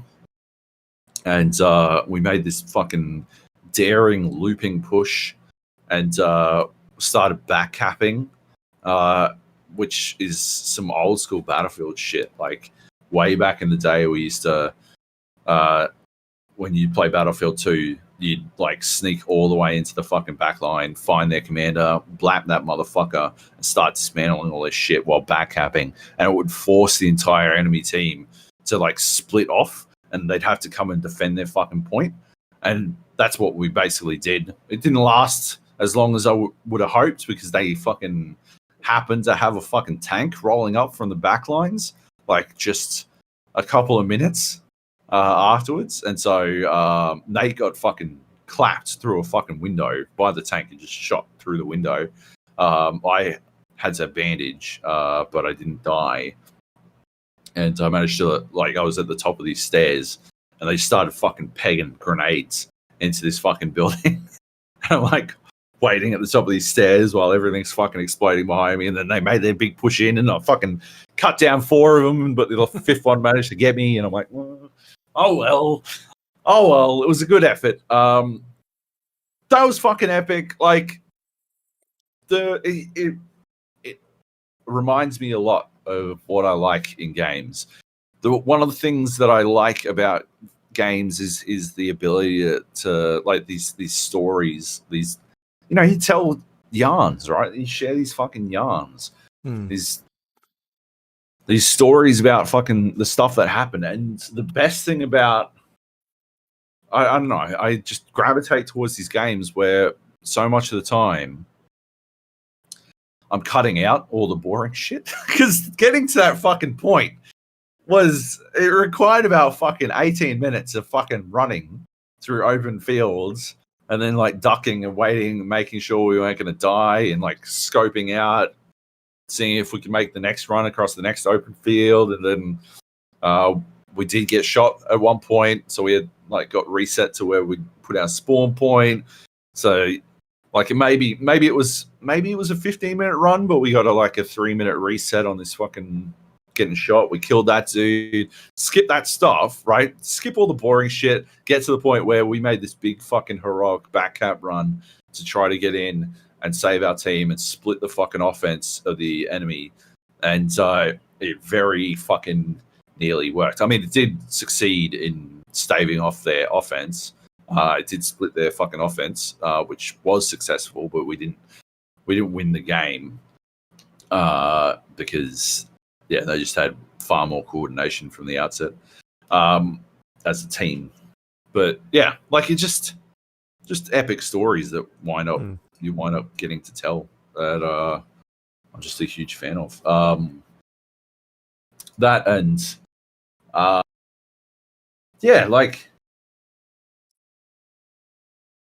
we're fighting one person. We found that one of us has to go squad leader, right? So that we can all be in the same squad, because otherwise you can't control it. Only the squad leader gets to decide who's in a squad or not. Mm-hmm. And so me and Nate have been trading that role. And last night we made Drew do it. And it's nice. It's nice that someone else got a taste of the fucking nightmare that is squad. My biggest complaint with Hell Let Loose is that there needs to be a button to mute every single fucking other squad leader, so that you can only hear your team and your commander. Because the amount of times I've been squad leader and my squad members will be asking a question. They'll be like, "Oh, can we get an outpost spawn points? Can we get an outpost, or what are we doing, squaddy? Or should we fall back, squaddy? Or do you want me to go support or something like that?" And I just won't hear them, because all the other squad leaders will be fucking yapping. They just talk nonstop. When my communications to the commander are Roger, or tank on my exact. And that is basically it. That is basically all I ever fucking say to the commander. Maybe I think one time I nominated our squad to defend, and that was it. Otherwise, yeah, we do whatever the commander says, and I inform the commander of enemies, and that is fucking it. But these cunts are fucking yapping non-stop. They'll be like, "Oh yeah, well, I'll tell you what I got up to last night," and I'm like, "You can't shut the fuck up. Please shut the fuck up. I'm attempting to fucking commit war crimes over here, okay? I fucking downed some dude, and I'm gonna walk up to him and empty a fucking pistol into him to make sure he knows that I fucking ended him, okay? I can't do that while you guys are yapping in my fucking ears. It's very distracting, okay? I got my squad mates squad members getting fucking upset because I'm not listening to them because I can't fucking hear them over you cunts, right? Just fucking shut the fuck up, or at least just let me mute every other squad leader. I don't want to hear them. They've got nothing interesting to say. I've never, as in all my time, and it's not that much time, I think I've got fucking, 15 hours in the game. But in all my time, I have 11 hours, which just can't be correct. But anyway, in all my time playing fucking Hell Let Loose, I've never heard another squad leader say anything of any worth in the squad chat. Never. Nothing that couldn't be conveyed to me by the commander anyway. Yeah, it's just annoying as shit. It's probably my second biggest gripe. My biggest gripe is that there appears to be some discrepancy between what I can see through. Remember DayZ? Remember back in the DayZ when grass wouldn't render in, or you could change any file settings, and grass wouldn't render in the same for some people. Right. I have the strongest suspicion that this is happening in Hell Let Loose because I am getting fucking blapped through grass way more often than I should be, and it's driving me bananas. I'm not a fan of that shit because, it just shouldn't happen. And when you apply, sometimes when you respawn, if you respawn on the other side of the map from where you were, all of the grass textures will slowly render in, and you can see it happening, which is, obviously just not good. So yeah, that's probably my biggest gripe. My second biggest gripe is other squad leaders never shut the fuck up, and otherwise I don't really have many gripes. The game gets a little dull when you have fewer than 50 people in a server. Mm-hmm. And I think, I don't know, it feels like some of the maps should be, or are big enough that they should be accommodating far more than 100, which is the max. They feel like maps that are sized well for 150 people, but they're down to 100. And so, there are some circumstances where it even feels like there's not enough people. No, there's not enough going on with 100 people in the server, which is fucking crazy, right? Absolutely, there are moments when it feels like there's way too much going on. But there are some moments where you're like, this map's too big for this many people. This is ridiculous. And I'm not a huge fan of the layout of some of the the way they do the conquest thing. They do sort of front line back and forth, but they cram the cap points to one side of the map, and I just find that to be, I don't know. I don't think I understand the game well enough yet to necessarily its bad design, but I do not, from the outset, agree with it because it sort of renders 60% of the fucking map as useless, just pointless. You only go out there to go trying to find the enemy team's resources, and that is just an exercise in unbelievable dullness. And what else? Anyone who plays artillery can go fuck themselves forever. It is such an unsatisfying way to die, to just explode out of nowhere. It's like the sound is very, tension building, and but when they've got an area dialed in, it's just shit. In a game where it takes 30 seconds to respawn. Dying to a random explosion out of nowhere is it's the fucking PUBG red zone. Yeah. And I guess the explanation is the same. Only bad players die to the red zone. Only bad players die to the artillery. I don't fucking care. It shouldn't exist in either game. It's just dull. But otherwise, yeah, I fucking love it, man. I'm having so much fucking fun with it, and yeah, keen to keep playing it.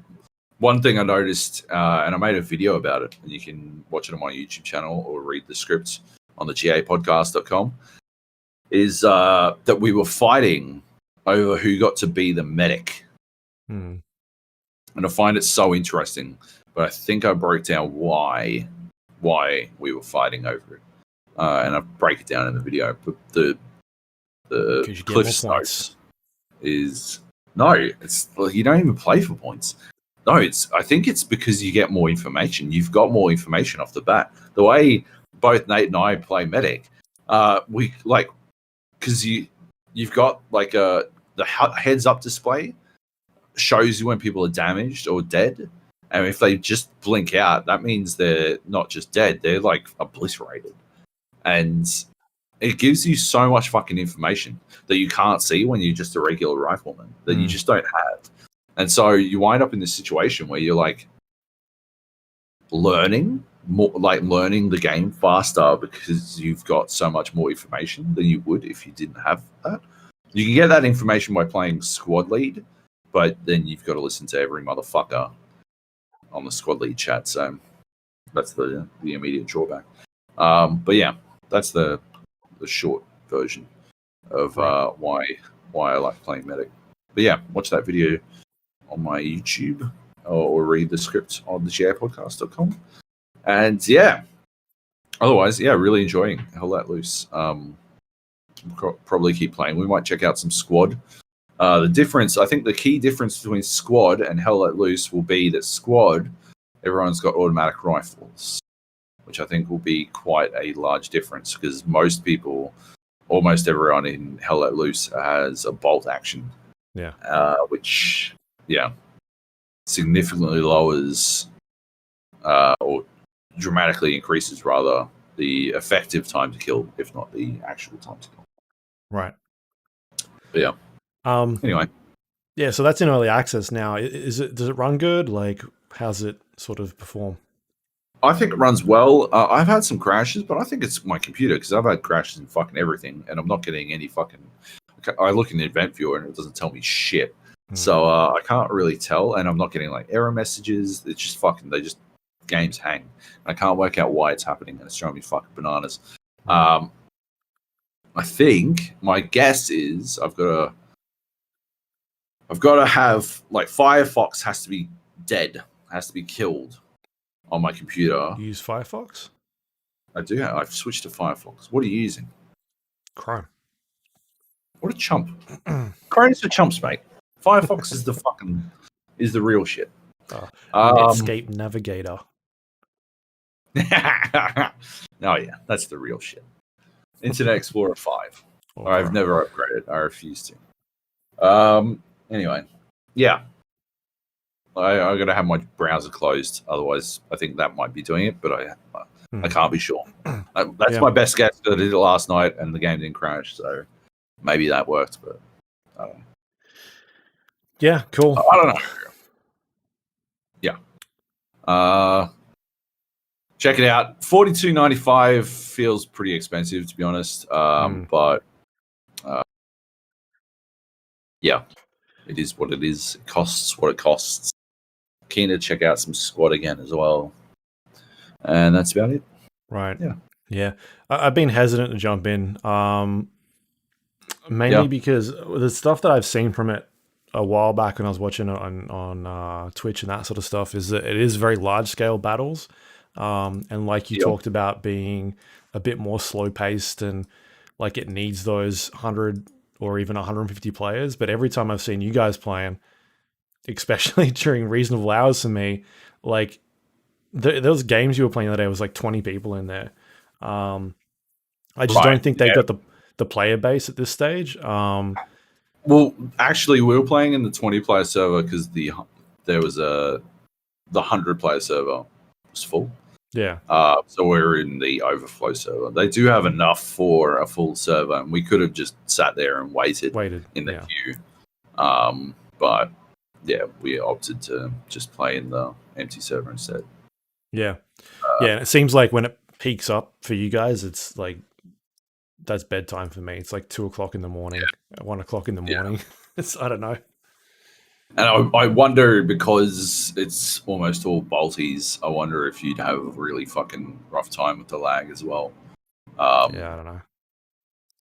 Because, generally in the games where the player count ratchets up, the hit detection or the lag compensation tends to lower a little bit. So, yeah, I don't know. Maybe I'll see. I do have some money sitting in my Steam wallet now that I've got a bunch of refunds from Destiny and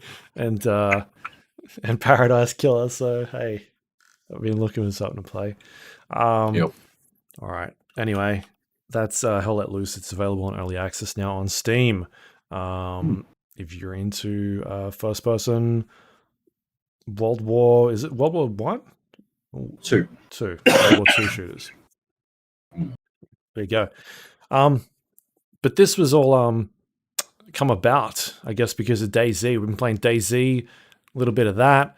The friendly gentleman bandit man has returned. And how did you find going through that road of return? How was your bandit experience? Is it the same? Is it better? Is it worse? Like what is going on in the world of the friendly gentleman bandit man? Now that you hit 1 million views on that YouTube yet? I think you're close, right? Still haven't hit 1 million. Like I was saying last week, for every person who listens to this podcast, just watched the video 1,000 times, we'd hit 1 million. So just go and do that. Right. Just go watch it 1 million times. Why stop at 1,000? You're already watching it 1,000 times. You might as well continue to watch it 1 million times. Anyway, so we started playing. Was it after the last week's podcast? We jumped in. Yeah, we did. Yeah, for a couple hours. And we were playing on official servers. What a fucking crotch punch that was. We just died. We just fucking died. We're dying constantly from all kinds of things, but mostly fucking either disease or hunger. Starvation. Yeah, starvation. Yeah. You load in, you run around for a bit, and then you're fucking immediately dying. Yeah. And I literally said that this was going to be a problem. I literally said they were going to have a problem with this. Way back in the day, when they announced that they were implementing single player for DayZ, which I don't think they ever wound up doing, but I said back then that it indicates that they are trending in the wrong direction, right? Because DayZ is a game about social interactions, not survival. But what they were doing was implementing a bunch of features that would like really ramp up the survival aspect of the game. They would make the survival aspect robust and complex and require a significant amount of knowledge for players. And in some ways, it could result in more player interactions because you would have more reason to interact with players. If I need antibiotics. Oh, not that antibiotics. I need different antibiotics. But in other ways, it would wind up, and this is what I said was going to happen, would wind up in a situation where for players to feel the effects, they would increase the rate at which you felt, at which those things occurred, at which the requirement for the survival elements was needed. And so you wind up in this situation where you're playing some fucking zombie game and you wake up on a fucking on the On a coast of beach. some Eastern European nation, and evidently you haven't eaten in 17 fucking weeks. When you wake up, you just wake up already hungry, already freezing to death, because you decided to go for your big swim to Zombieland, wearing your thinnest fucking t-shirt, and oh, by the way, you're thirsty, and you've got some sort of you got IBS or something, because if you drink anything but the purest of fucking crystal water from the springs of Fiji, you get deathly sick and start to fucking die. Yeah.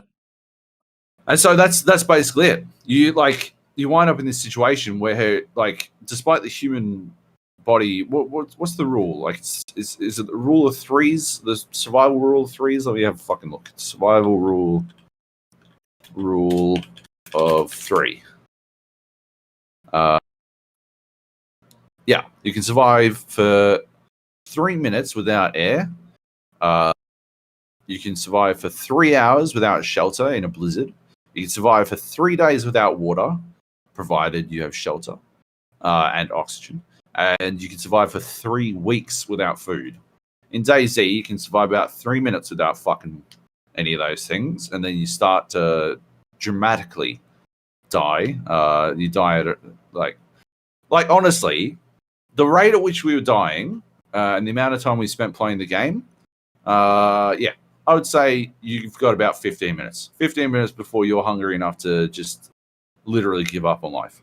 And that is fucking idiotic. It's so dumb. Your guy needs to eat at least 4 times a fucking day cycle in DayZ at this point, which is just so divorced from reality, which is idiotic in a game where you like go hunt a hospital for tetracycline so that you can solve your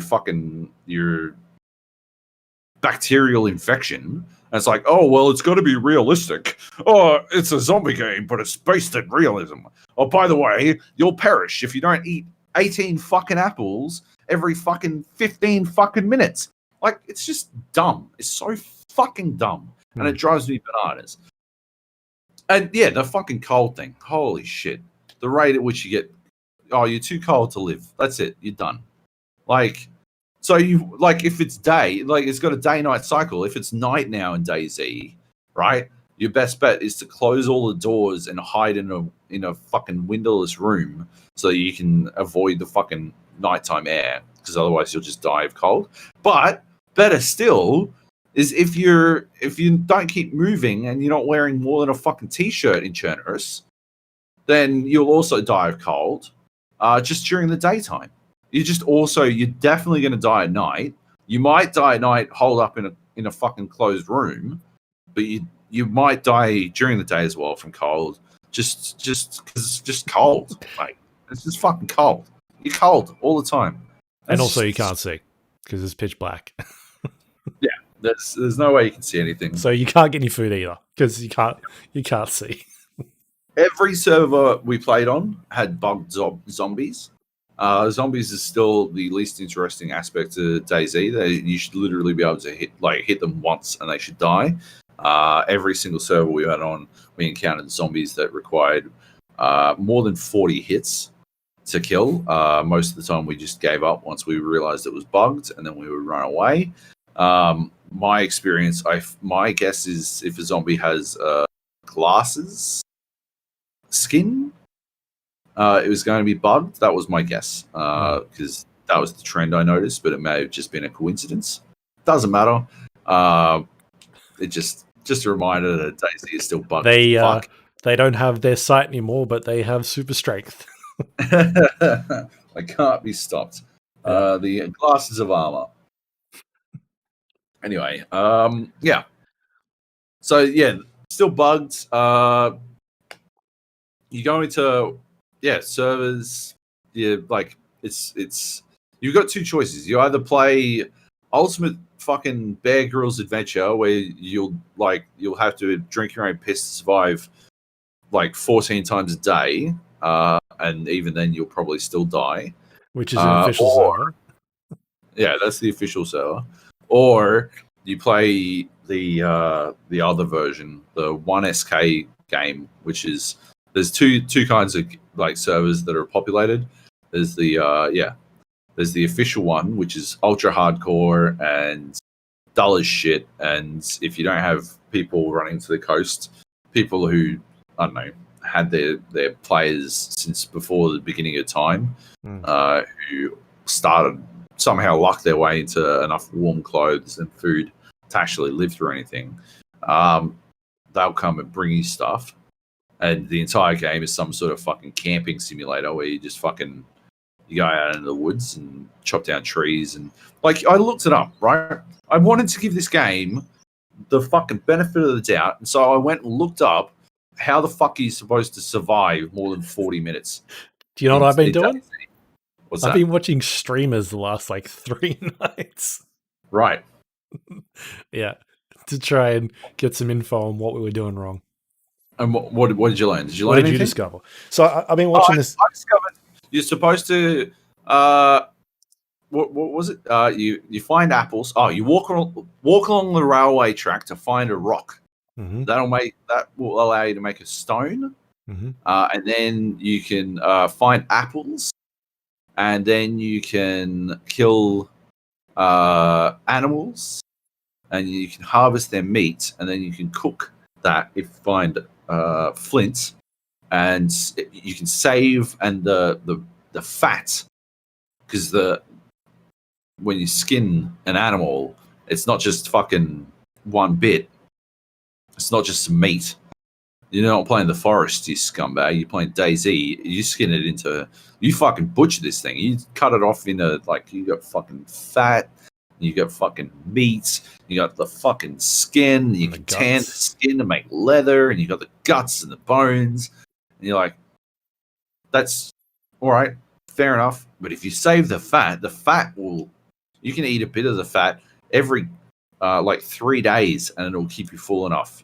And that's how you survive. And I'm like, cool. Well, I'm not going to do that. So thank you. Thanks very much. I'm out.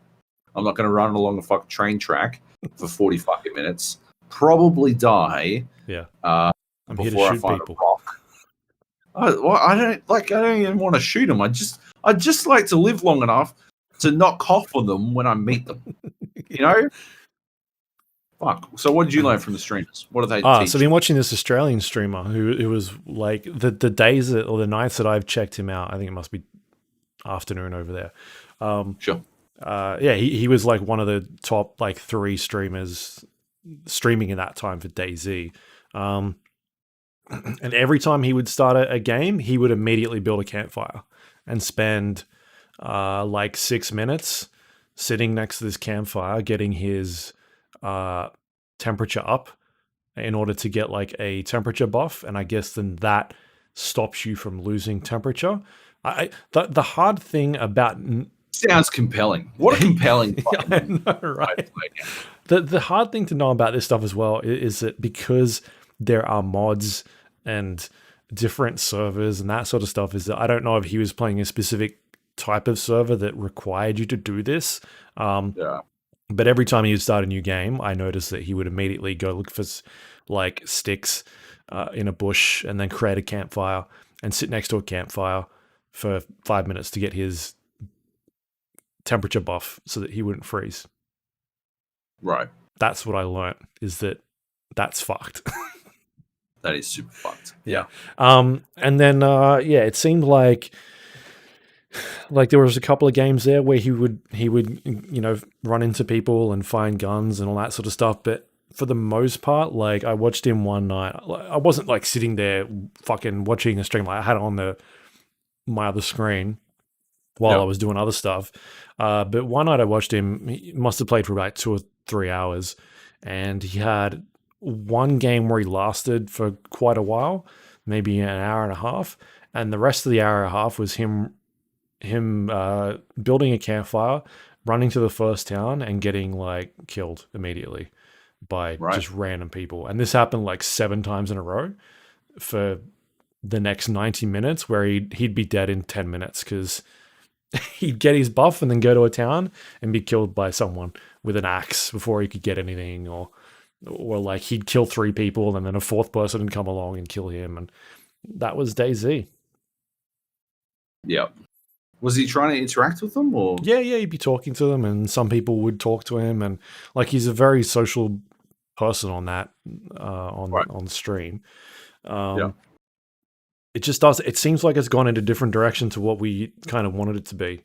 Like it's gone very down the survival aspect, like really down in that, like making sure you've got enough food and water, and those resources are extremely scarce. Like we must have played like one game for like 2 hours where we're just constantly dying because we couldn't find any food.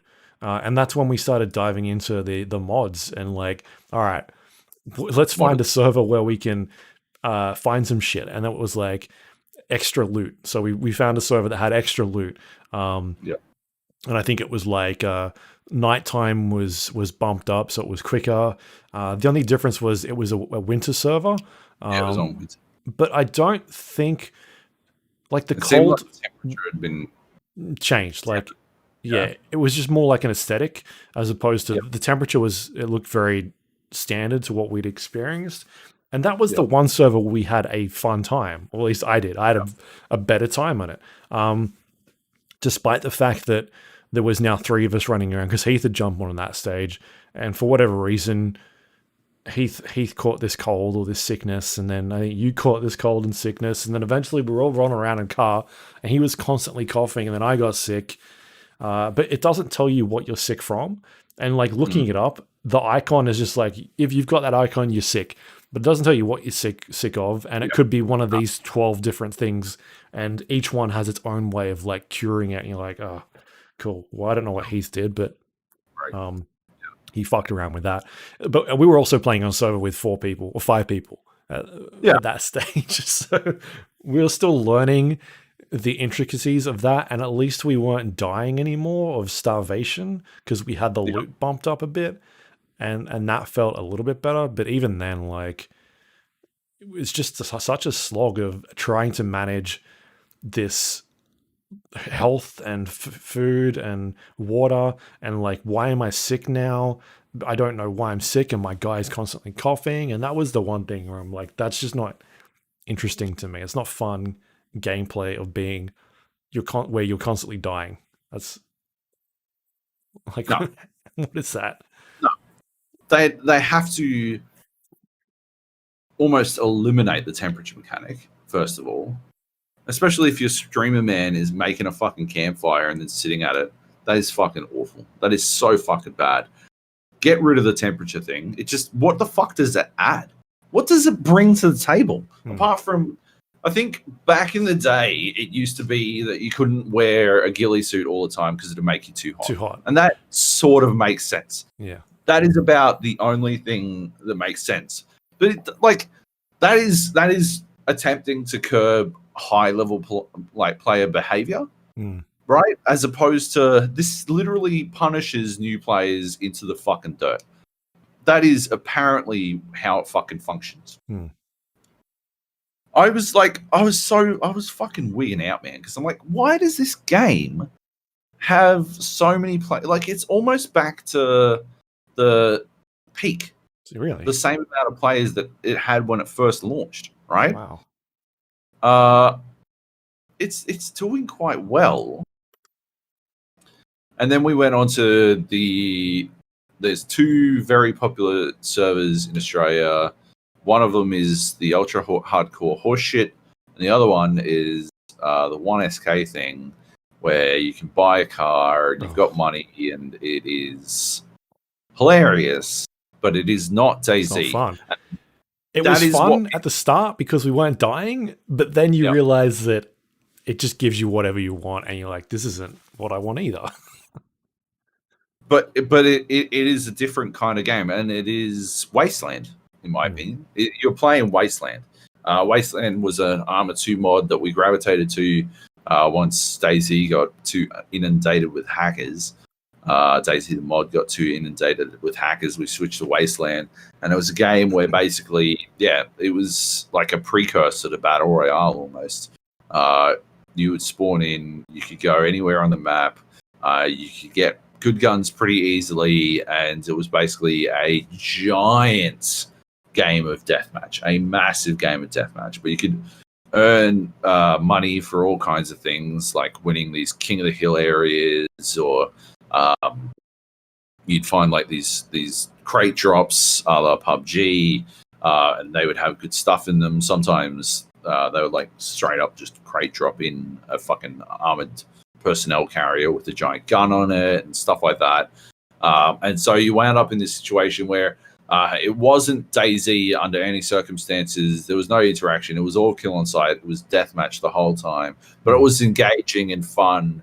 And you got to use good guns. And yeah, it was definitely a precursor to what we would later understand to be Battle Royale as a genre. That's what this is. This is a...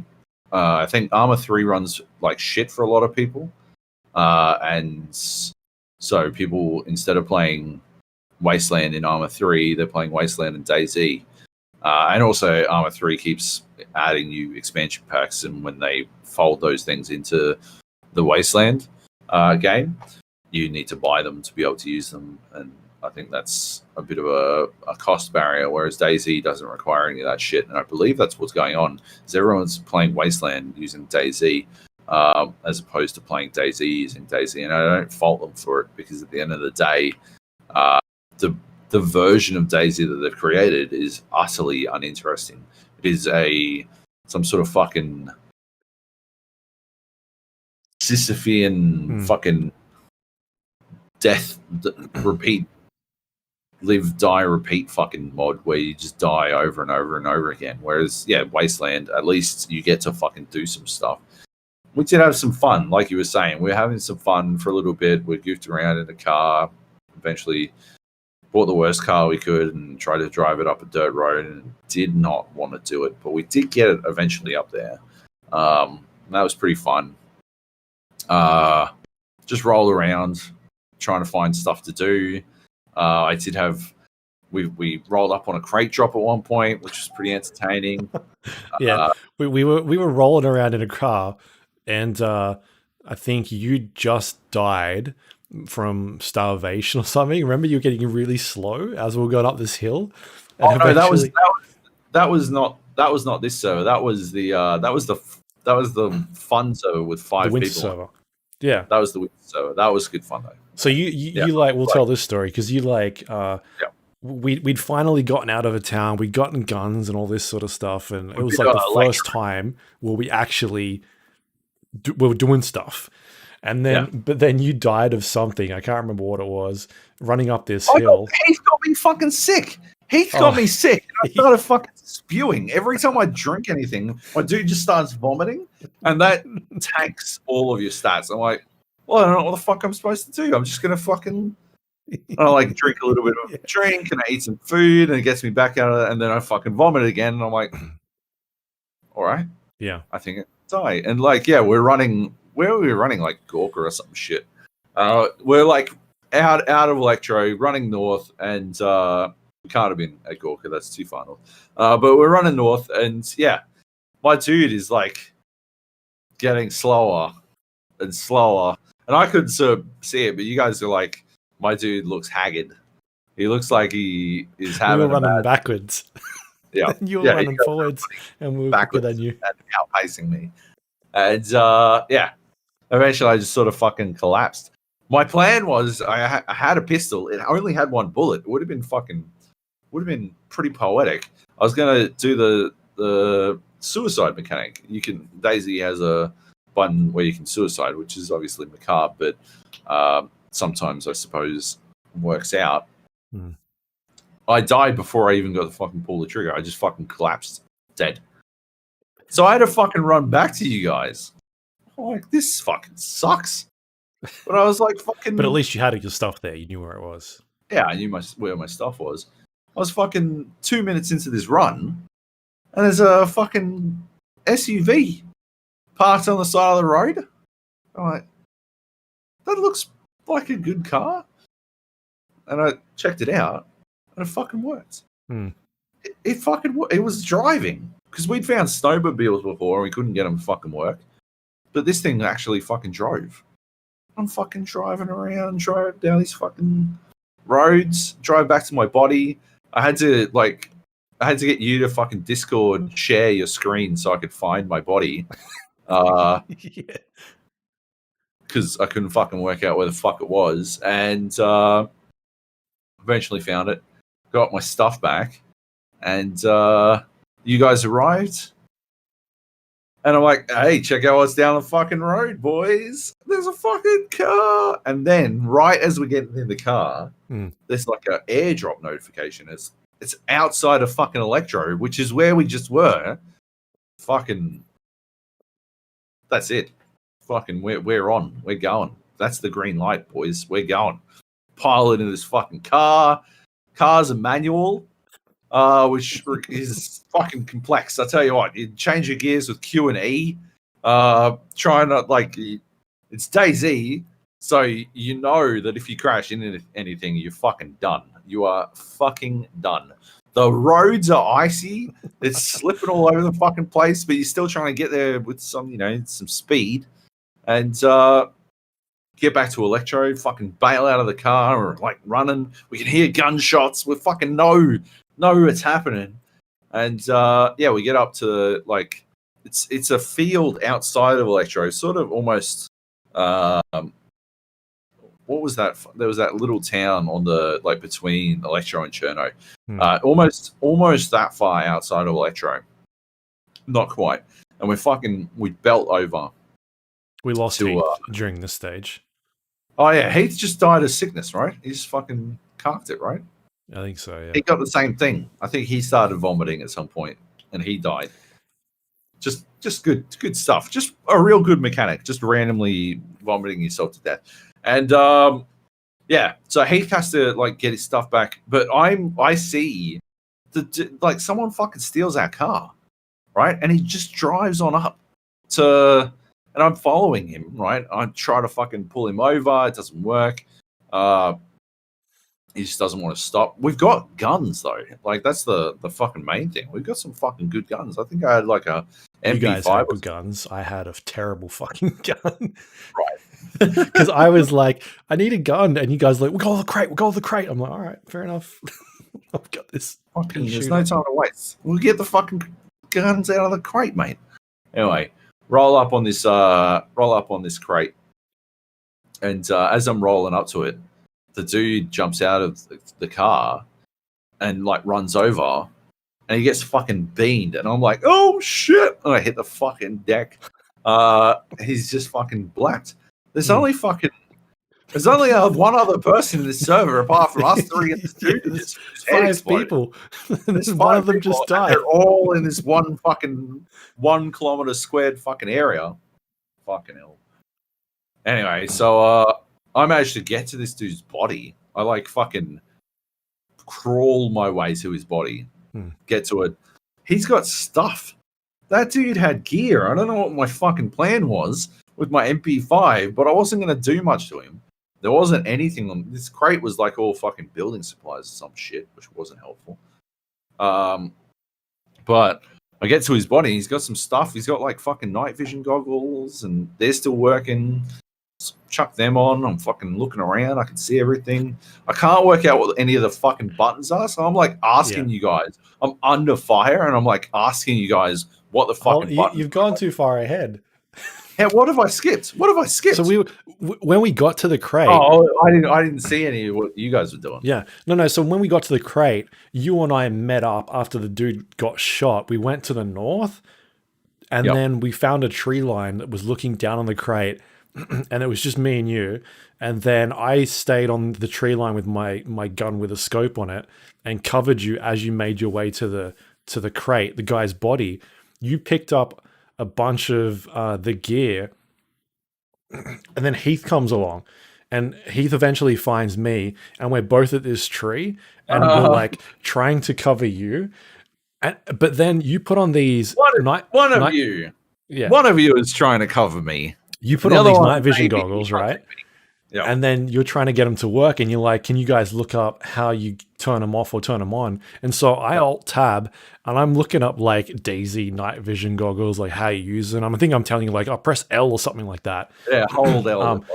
And as I'm alt tab, you're like, there's a guy running up to me And I'm like, what? You're like, there's a guy. So then I alt tab back in the game, and I'm like, I can't see you anymore, but I can see this dude in a ghillie suit running towards like the crate. And I'm like, are you in a ghillie suit? Did you get a ghillie suit? You're like, no, I'm not in a ghillie suit. So then I start fucking pinging this guy, and he's like, who are we shooting at? I'm like, the dude in the ghillie suit. At the crate. Which the crate? It's a fucking box with smoke coming out of it. Yeah. And he's like, I can't see the crate. The guy on the right, and like, yeah, right at the crate. Right at the crate. And he's like, I can't see the crate. The guy on the right. And you're like, yeah, right on the crate. And so Heath fucking shoots me. Like, just fucking lines me up, despite the fact that you were pretty clear, I feel, that it was a dude in a ghillie suit, and I wasn't wearing a ghillie suit. Just fucking blap. I'm like, oh shit, I'm being shot. Oh fuck. So I put up a video on my YouTube. You can see this moment is in there. I'm like, on my right, because you guys have been saying fucking right so much. Obviously, I meant my left, because I turned left. I'm also panicking because I'm being shot. You're also nowhere near the crate, and you're near us. Nowhere near the crate. Yeah. And then I realized a dude in the fucking trees. I don't know, how did he manage to see a guy hiding in the trees and not the dude running out in the middle of a field next to a red crate with a car, and it was all bright because of the light. Yeah. Yeah. Anyway, so he shoots you. He shoots me. I'm fucking bandaging from this shot. Somehow it doesn't kill me, despite the fact that I'm standing dead still next to a tree on the wrong side of the tree where I should be fucking open. Anyway, oh man, I'm glad he didn't kill me. I would have been. That was the second time he shot me in that session. Because the first time we were like, he got a shotgun, and we were like, oh yeah. He found rubber bullets. I'm like, use the rubber bullets. Shoot me in the chest. And he never changed to the rubber bullets because he couldn't work out how to get the fucking rubber bullets out. So he just fucking shot me in the chest with a shotgun, with regular fucking shotgun ammo. He just boom. I'm dead. How did I die? I thought it was rubber bullets. He's like, I don't think I'll put the rubber bullets in. I'm like, why would you fucking pull the trigger if you weren't sure if you'd put the fucking bullets in? Why would you pull the trigger in that scenario? Anyway, so that was the second time he shot me, but he didn't kill me this time. I did die a little bit later when I made a very dumb push, and I didn't really hug cover enough, and so I couldn't really work out what I was seeing. So yeah, it was a learning experience, but You guys got that guy, right? And then we did. Yeah, I shot him as he was running around because I had my rifle. I don't know where it was, but I did hit him. At least it on my screen, I hit him. I saw blood come out. Whether or not I hit him, I don't know, because I did shoot him like another time after that, and either my gun is really bad or he was geared up. And we did find out he was geared up, so maybe he was able to take it. But I started flanking down to the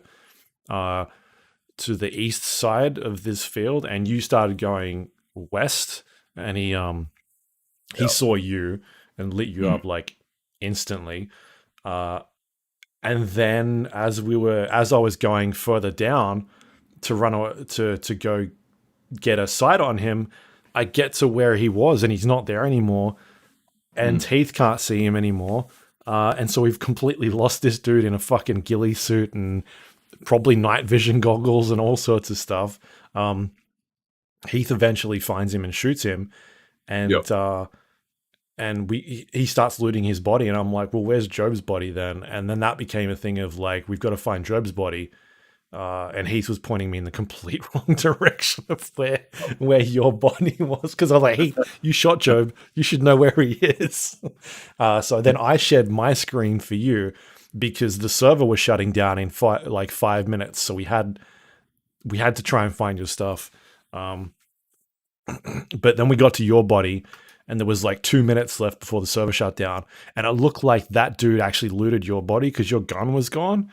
And so I just started grabbing like night vision goggles and ammo and stuff off of your body. So anyway, we like that was a good fight. I feel like that was fun. Yeah, that was good fun. It's just a shame. It feels like you need to find a server that has the style of play you want to play, and it just doesn't seem like there is much of that going, at least in Australia, right? It's like you pick the hardcore server or the the role playing server, or yeah, that's it, right? Like, yeah, there isn't the server population required to really get the experience that I want out of DayZ anymore. It's clearly it's no longer a game. It's no longer the game that I want to play anymore. Like, I guess I knew that when I stopped playing it all the way back in the day, but still disappointing nonetheless.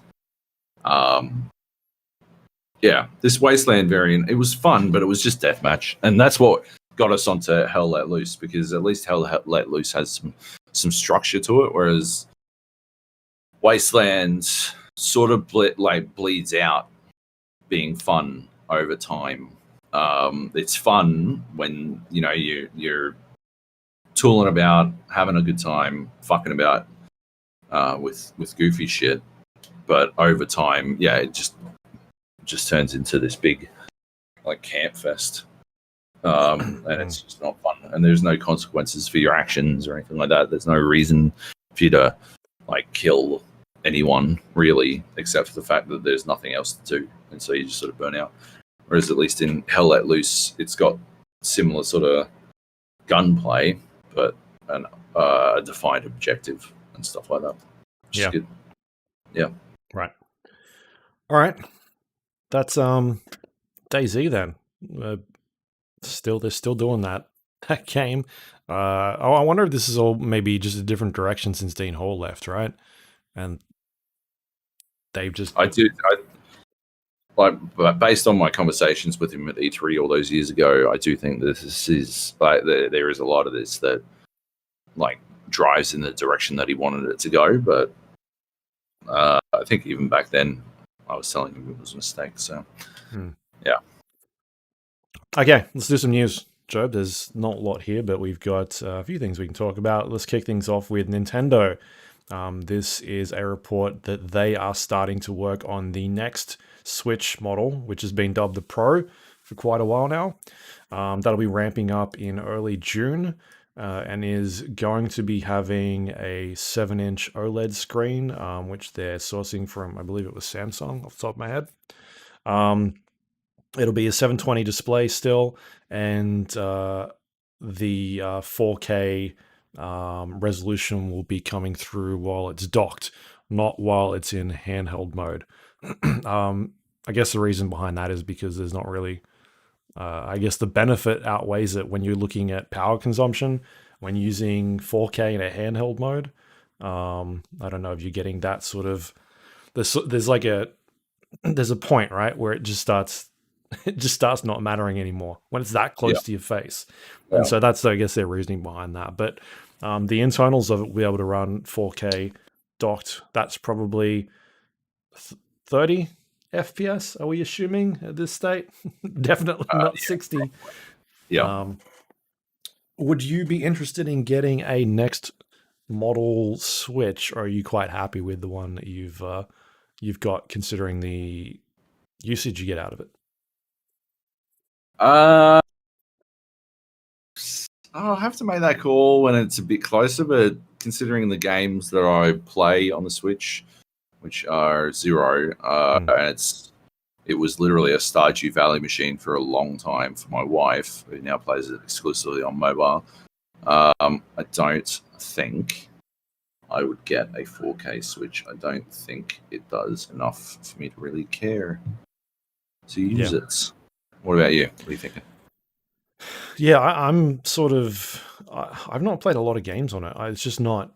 Nintendo's become a platform for me that has really gone in a different direction to what I grew up playing their games with. Like playing the SNES or the Nintendo or the Nintendo 64, like that was a console you'd grab and it just had so many different games on it and different styles of games. But now it's, to me, it feels like a Nintendo machine. Like you get the games that they put out. It's the same sort of games that they put out a lot of. And they're just not, I just don't think they're for me. Those types of games, like the Legend of Zeldas would maybe be the only thing that gets me sort of into it. I couldn't get into the last Mario Odyssey game as much, so like I don't think at this stage I'd jump in to get a Switch Pro. It's not really. I don't see the benefit there. No. Unless it's like a huge leap and they start putting out stuff that I really want to play. But if I need to spend $700 or $600 on a Zelda machine, I don't think that's going to cut it. But yeah, I'm not their audience. They've got a different audience, which seems to do quite well for them. Yeah. That's it. All right, let's move on to the next one. Here we got Microsoft's acquisition of ZeniMax Media, which includes Bethesda, has now completed after being approved by the EU and the US. In a statement that they put out on their website, Microsoft has confirmed that Bethesda has joined their family, and also that new titles in the future may be exclusive to the Xbox and PC. I guess this probably isn't surprising. The stuff that they talked about before this was confirmed was games that are currently being worked on that have been announced for platforms will still come out on those platforms. So that's like games like Deathloop, which are heavily tied to the PlayStation brand at this point. And going forward, I guess, the stuff that they got in their slate past that, we don't really know. I'm going to assume that a lot of that stuff is going to be an Xbox exclusive. The one game that I'm maybe interested in would be the Elder Scrolls, whether or not they decide to go multi-platform with that one. But I'd probably think that Starfield will be an exclusive on the Xbox platform, right? At this stage. I think that's probably a fair assumption at this stage, and I don't think I think he might not be right about Tez either. I don't think Tez goes multi-platform either. I think it'll be PC and Xbox only. Yeah. I think that's it for that series. That franchise being multi-platform. I mean, I don't think that's that big a deal. It was always nice that it was on consoles, but to me, it's always been a PC franchise. Yeah. Game that you play on the fucking PC. I don't know why you'd ever play it on the console unless that's all you had, in which case, fucking hell yeah. But yeah, if you have the opportunity to play it on PC, I don't see why you would ever play it on console. Yeah, I do think that might be done and dusted. But it bodes well for the future of the Xbox Series X, if not the present necessarily. Right. Yeah, because we talked about this before last year. Was it last year? I can't remember anymore. It's been so fucking long. But they basically pick up about, 8 studios with this acquisition. id Software, Bethesda, Arcane, Machine Games, Tango, ZeniMax Online. Like, that's a lot of games like being put into the Microsoft ecosystem, and gives them some excellent developers to work with and put exclusive games on their platform. So I do think that, like, they don't spend that much money buying ZeniMax to only not do anything with them. Like, this seems like you would want them to make them exclusives in order to sell consoles. So I wouldn't be surprised if going forward the majority of those games end up being a Xbox exclusive / PC. That's kind of where I'm thinking of that one. I think Elder Scrolls for me is kind of just the one where I'm like, I mean, maybe they do it just to sort of compete with, because it is such a big franchise. Like, that game sold stupid when it was coming out. But maybe they decide, like, hey, let's push let's push up console sales instead and see how we go with that. I reckon that's what they do for sure. All right. It sounds like there might be some sort of announcement tomorrow. There's rumors floating around that they'll do some sort of presentation on what's next for Bethesda and Microsoft teaming up.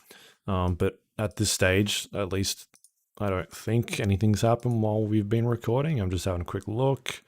Nothing official has been announced. That still could be a rumor, but that came from, I think even like Jeff Grubb was talking about this stuff happening. So that seems he's pretty reliable.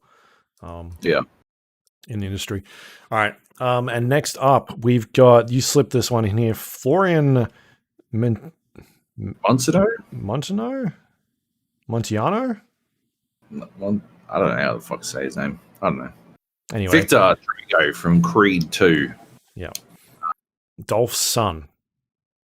Yes. Is going to play Krieg in the Borderlands movie.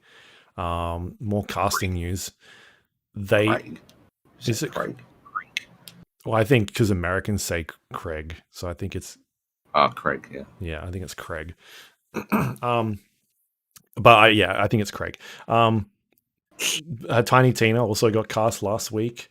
So more casting news. I guess this one's surprising to me because they've sort of, I mean, this is a DLC character, right? From Borderlands 2. Yeah. But I think he made quite an impact and people found him very, I don't know, entertaining. I think he did a good job as Drago in Creed 2. So, I think this will work, you know? Mm-hmm. He doesn't have to do much. Just fucking yell a lot, right? Be muscly, I guess. Be 80s style muscly, which I guess is what he got hired for in Creed 2 as well. Right. Yeah. So anyway, there's that. Anything else to add? No. Just pretty entertaining. I love our semi-weekly Borderlands movie updates. This one brought to my attention by Morkai on our Discord channel. Good stuff. Yeah. Borderlands Tiny Tina is Ariana Greenblatt, who she was in a movie called Love and Monsters. If you've not seen that, it's a very good film, indie film. I think that's all I recognize that name from. Looking at this list of, I mean, she was in Avengers: Infinity War. She played. Sorry. Who the fuck was she in that? She was Gamora, the baby Gamora or some shit. The young adult Gamora. Right. Yeah, right. Okay. Yeah. Anyway, the most recent thing I've seen her in is Love and Monsters, which is an excellent film. Anyway, there's your Borderlands movie update. I'm sure we'll be talking about that again next week when they announce whoever else is left. Brick and who else is there? Handsome Jack, the bad guy. Ryan Reynolds. I'm still going for it. Make it happen. Excellent. All right. And the last piece of news here we've got is PAX Australia is going ahead, currently scheduled for October 8th till 10th. Is this a good idea, Joab? Oof.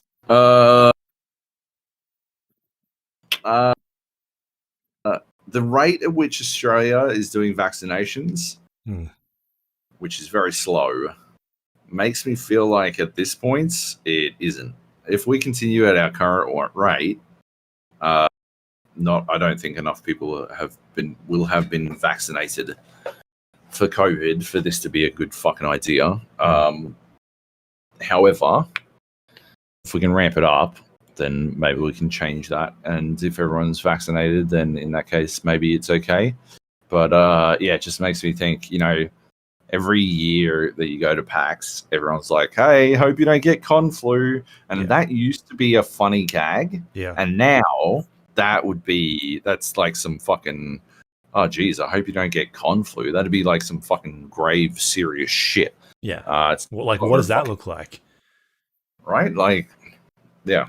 Like, not only that, everyone has been indoors, or at least over where I am at, for a year now, right? Imagine now going out, and the conflu would be times, like, it could be the next big strain. Could be worse. Yeah, exactly. Yep. So, yeah, I think it will hinge quite heavily. I think it'd be, I understand why people would want to go, absolutely, but I think it's probably not a good idea until, like, more than fucking 75% of the people in the country are fucking vaccinated.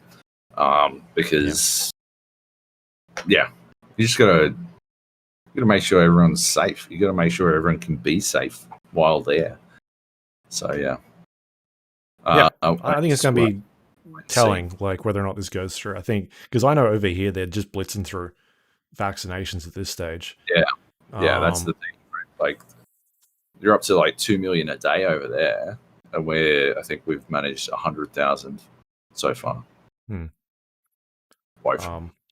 Woeful effort.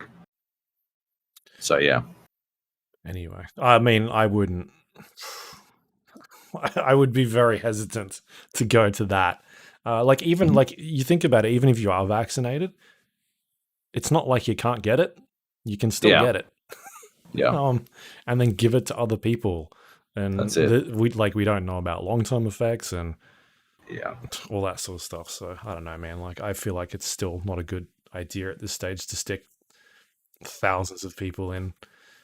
Like, what happens if there's an outbreak and it's tied back to them because they've had this enormous convention? I don't know. I'm just kind of pretty cautious about it. Anyway, people can do whatever they want. That's just my opinion. And that is the news. Do we have any questions to go through for this week? Yeah, we do. We've got a couple. Okay, let's see. Aussie Dingbat writes, "Hi, Joab and Luke.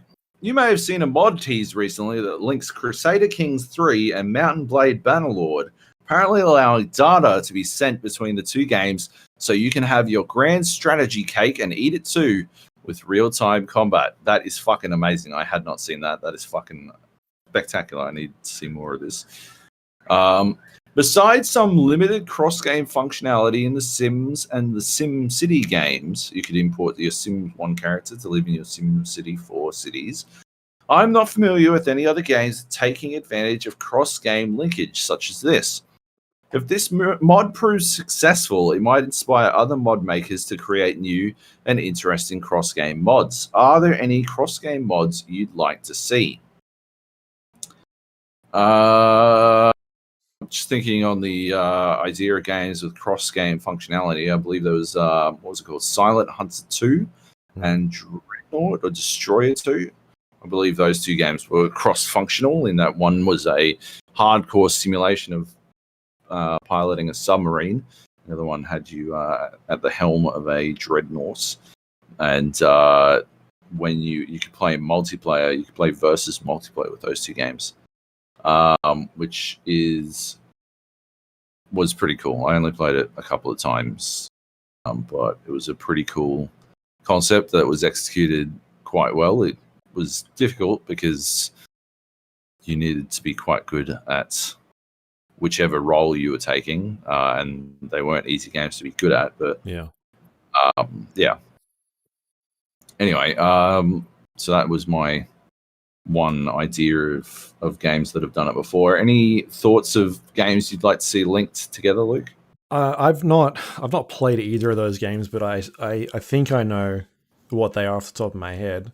I don't have anything that I can think of right now, but one thing that sort of comes to mind is it's something we touched on today, the like commander system in Hell Let Loose, but originally being in a Battlefield game, and they've kind of that hasn't been a thing they've done anymore. They've sort of stepped away from the commander system in Battlefield and brought it back to just like this squad based little teams moving from objectives to objectives and giving squad commanders, like squad leaders, actions and roles to be able to assign to players. So I'd like to see maybe Battlefield go back to that and have like a fucking command and conquer type view, and where you can build things and put trenches down and like have some sort of resource economy that goes in there, so that like you can, as a commander, build infrastructure and get a top-down view of the map. I don't know if you'd make that a mod, but that's just like blending two games back together, like first person and yeah, natural selection had that. Yeah, that'd work. That'd be good. Yeah, that'd be like, go all the way out. Although, I think it'd have to be like a Crusader King style, or Hearts of Iron, I guess, would be the best pitch for it. Hearts of Iron and Hell Let Loose would be a good combo, where the commander role is commanded by the Hearts of Iron player. Although I think Hearts of Iron might be a little bit too drawn back, like too removed. You need to be a little bit closer, but not so close that you wind up with like a Command and Conquer or Company of Heroes type thing, because I think it'd be annoying to play it if you were playing Company of Heroes with that sort of like pace. I think it'd be a little bit annoying. Still, it'd be interesting. That'd be pretty cool. Yeah, take the commander all the way out, and yeah, that'd be rad. That would be a good one. Yeah, I wonder if there are any others. I can't think of any off the top of my head where I'd love to, like, I immediately love to see it. I guess the only other one where it might work is some sort of link between, like, Satisfactory and Factorio. I think that'd be pretty interesting. It might not necessarily work. Yeah. But, like, to be able to switch from the Factorio style of play to the Satisfactory style of play, I think that would be intriguing. At the very least, it probably wouldn't carry, but I nearly pulled the trigger on that game last night, but I don't know if I wanted to deal with the combat. Looks like it's got combat. What's the dice? What about Dyson Sphere? Is that the that one looks too fucking like hardcore. Right. I don't know. I need to watch some more videos on that one, but with Dyson Sphere program looks it looks intense. So maybe I need to spend some more time watching videos. And from what I've heard, it's pretty early still, and there's a lot of like intricacies about like looking at Wikipedia pages and things like that. I don't know. We'll see. Hey, sounds like Satisfactory's got an update rolling out very soon, in the next week or so, I think. Update 4. Really? That's next week? I think it's soon, yeah. Devastating for my productivity. I'm never playing Update 4. Smash cut to... I played 17 hours of Update 4 this weekend, in this 24-hour period. Yeah. Oh dear. Anyway. March 16th. It's next week. Good lord. Maybe I can play it while I watch McCall it. The Snyder Cut. Oh yeah. Get a decent base going. Yep. Okay. That's an excellent question, Dingbat. Good stuff. Monkey Magic writes, "Hey mates, with GPUs, CPUs, and consoles having prices and availability sent into orbit, is it time to reject modernity?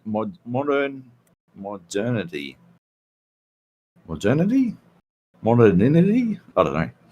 And embrace tradition. I've been enjoying old DOS games available from Exodus much more than CP 2077.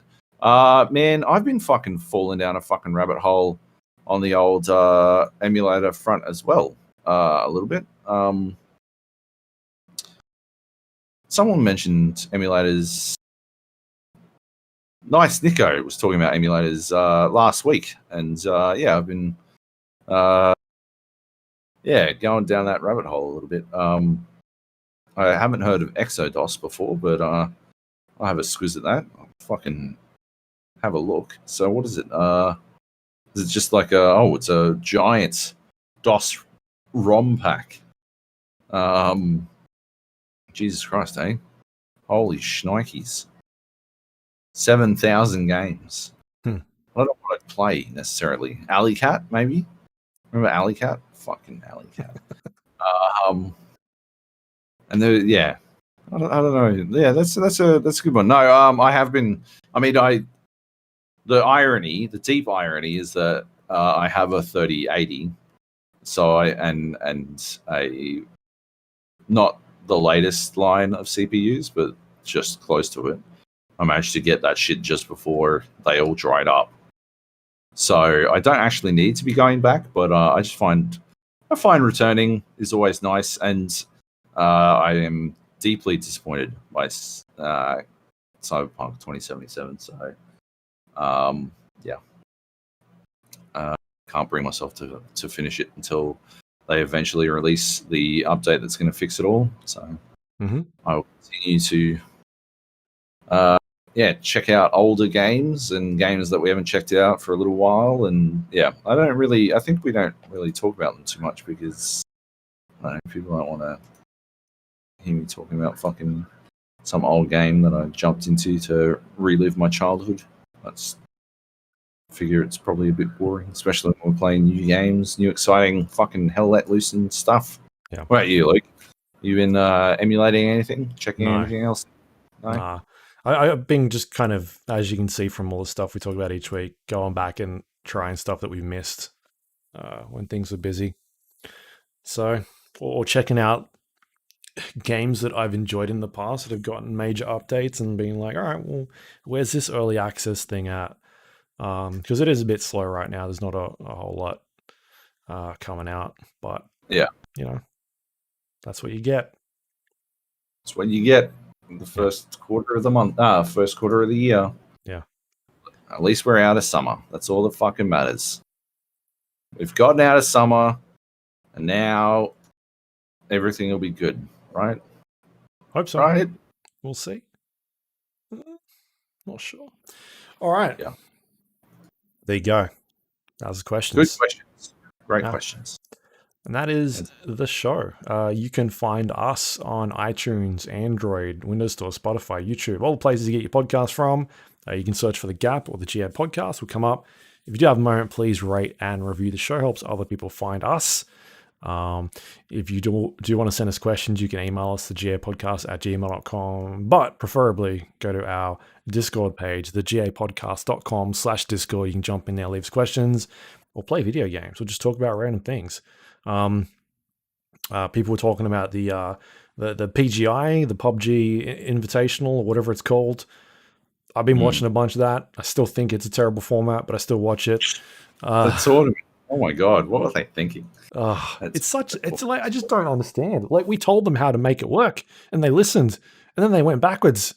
Doesn't make any sense to me.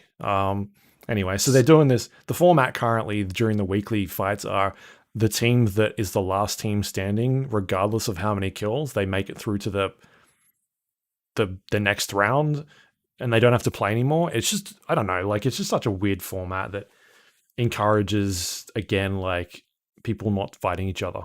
That's kind of the way I feel about it.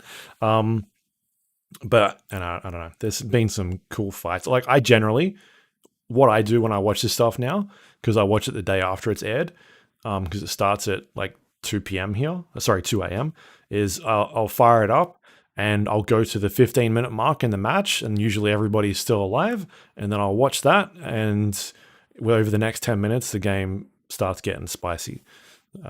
That's my recommended way of watching that tournament, because nothing else happens for the first 15 minutes of that game unless somebody's accidentally written over a teammate.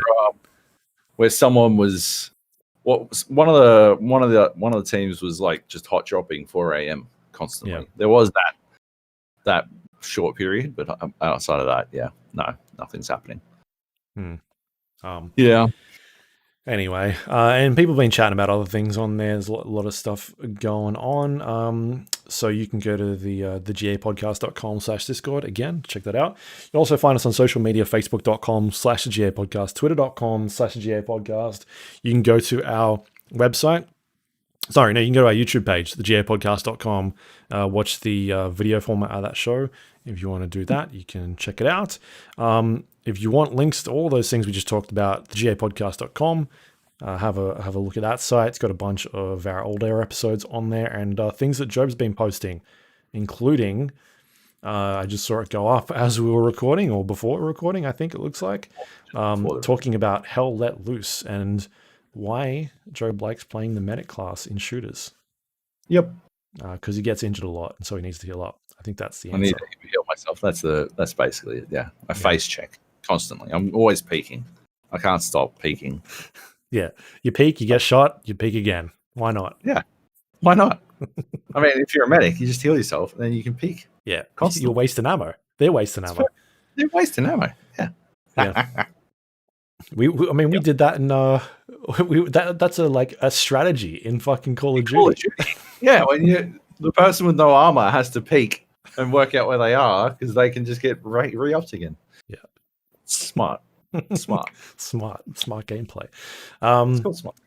That site and this podcast is all thanks to our Patreon members. You can go to patreon.com/thegapodcast, become a recurring member. Thank you to everyone that does that every month. We appreciate your support. Helps us keep things running. And if you've got anything to pimp out, Joab, now would be the time because I don't have anything else. You already pimped out what I was going to pimp out, so right, we're pimped. Fair enough. Okay, that is the show for this week. We'll play some more games. We'll be back next week. Maybe talk about some more movies, some Zack Snyder cut. We'll see what's going on. Maybe it's good, maybe it's bad. Maybe some more Bethesda news. I don't know. See what's going on. Borderlands news. More Borderlands news. Yeah, that'll be something different. All right, thanks everyone listening. Catch you all next week.